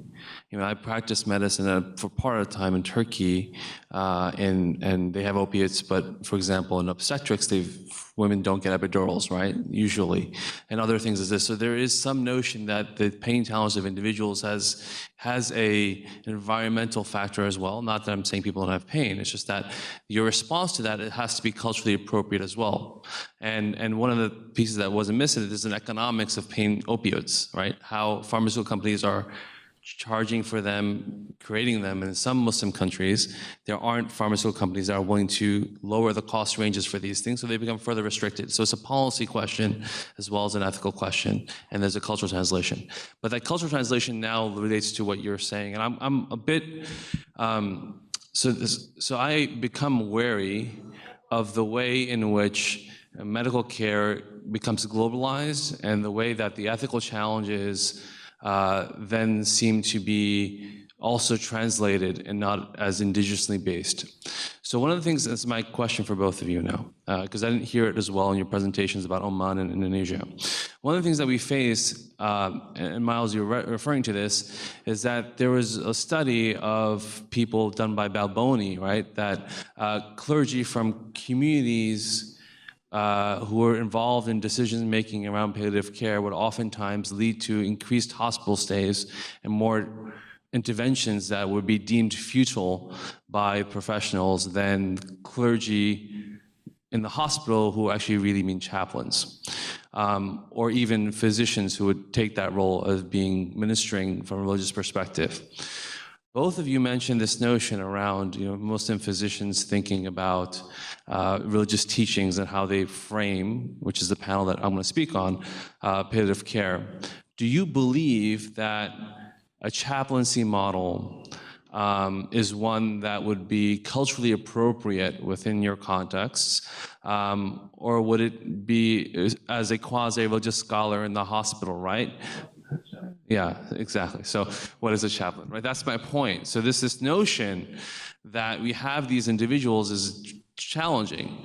So we don't want to create problems for these contexts where this religious authority structure doesn't exist in the hospital, right? That you can leverage. Rather, perhaps there needs to be an indigenous response, maybe from physicians, and then let's ask that question. Do you believe it's appropriate for physicians to don a religious garb and religious argumentation when delivering palliative care, to frame it as a religious enterprise?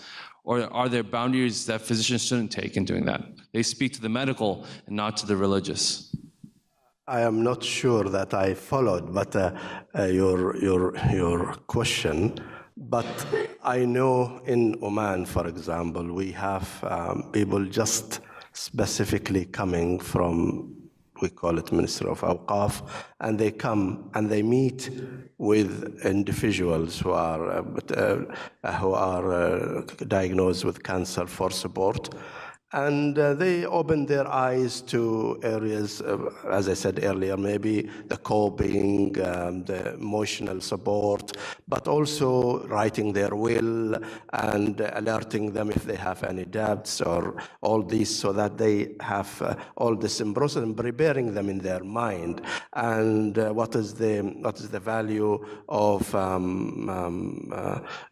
reading and occupying themselves, their minds with activities away from just keeping. So they come and actually we find some patients will reject this idea first, but then the next visit they ask for them and they want to speak to them. So they are doing it, and we have some are quite good in these approaches. They don't intrude, but and the other which we did is group discussions, and specifically usually for one particular diagnosis only, like breast cancers. So only ladies, and a lady speaking to them and so on. So we have adopted these approaches, and they are very acceptable by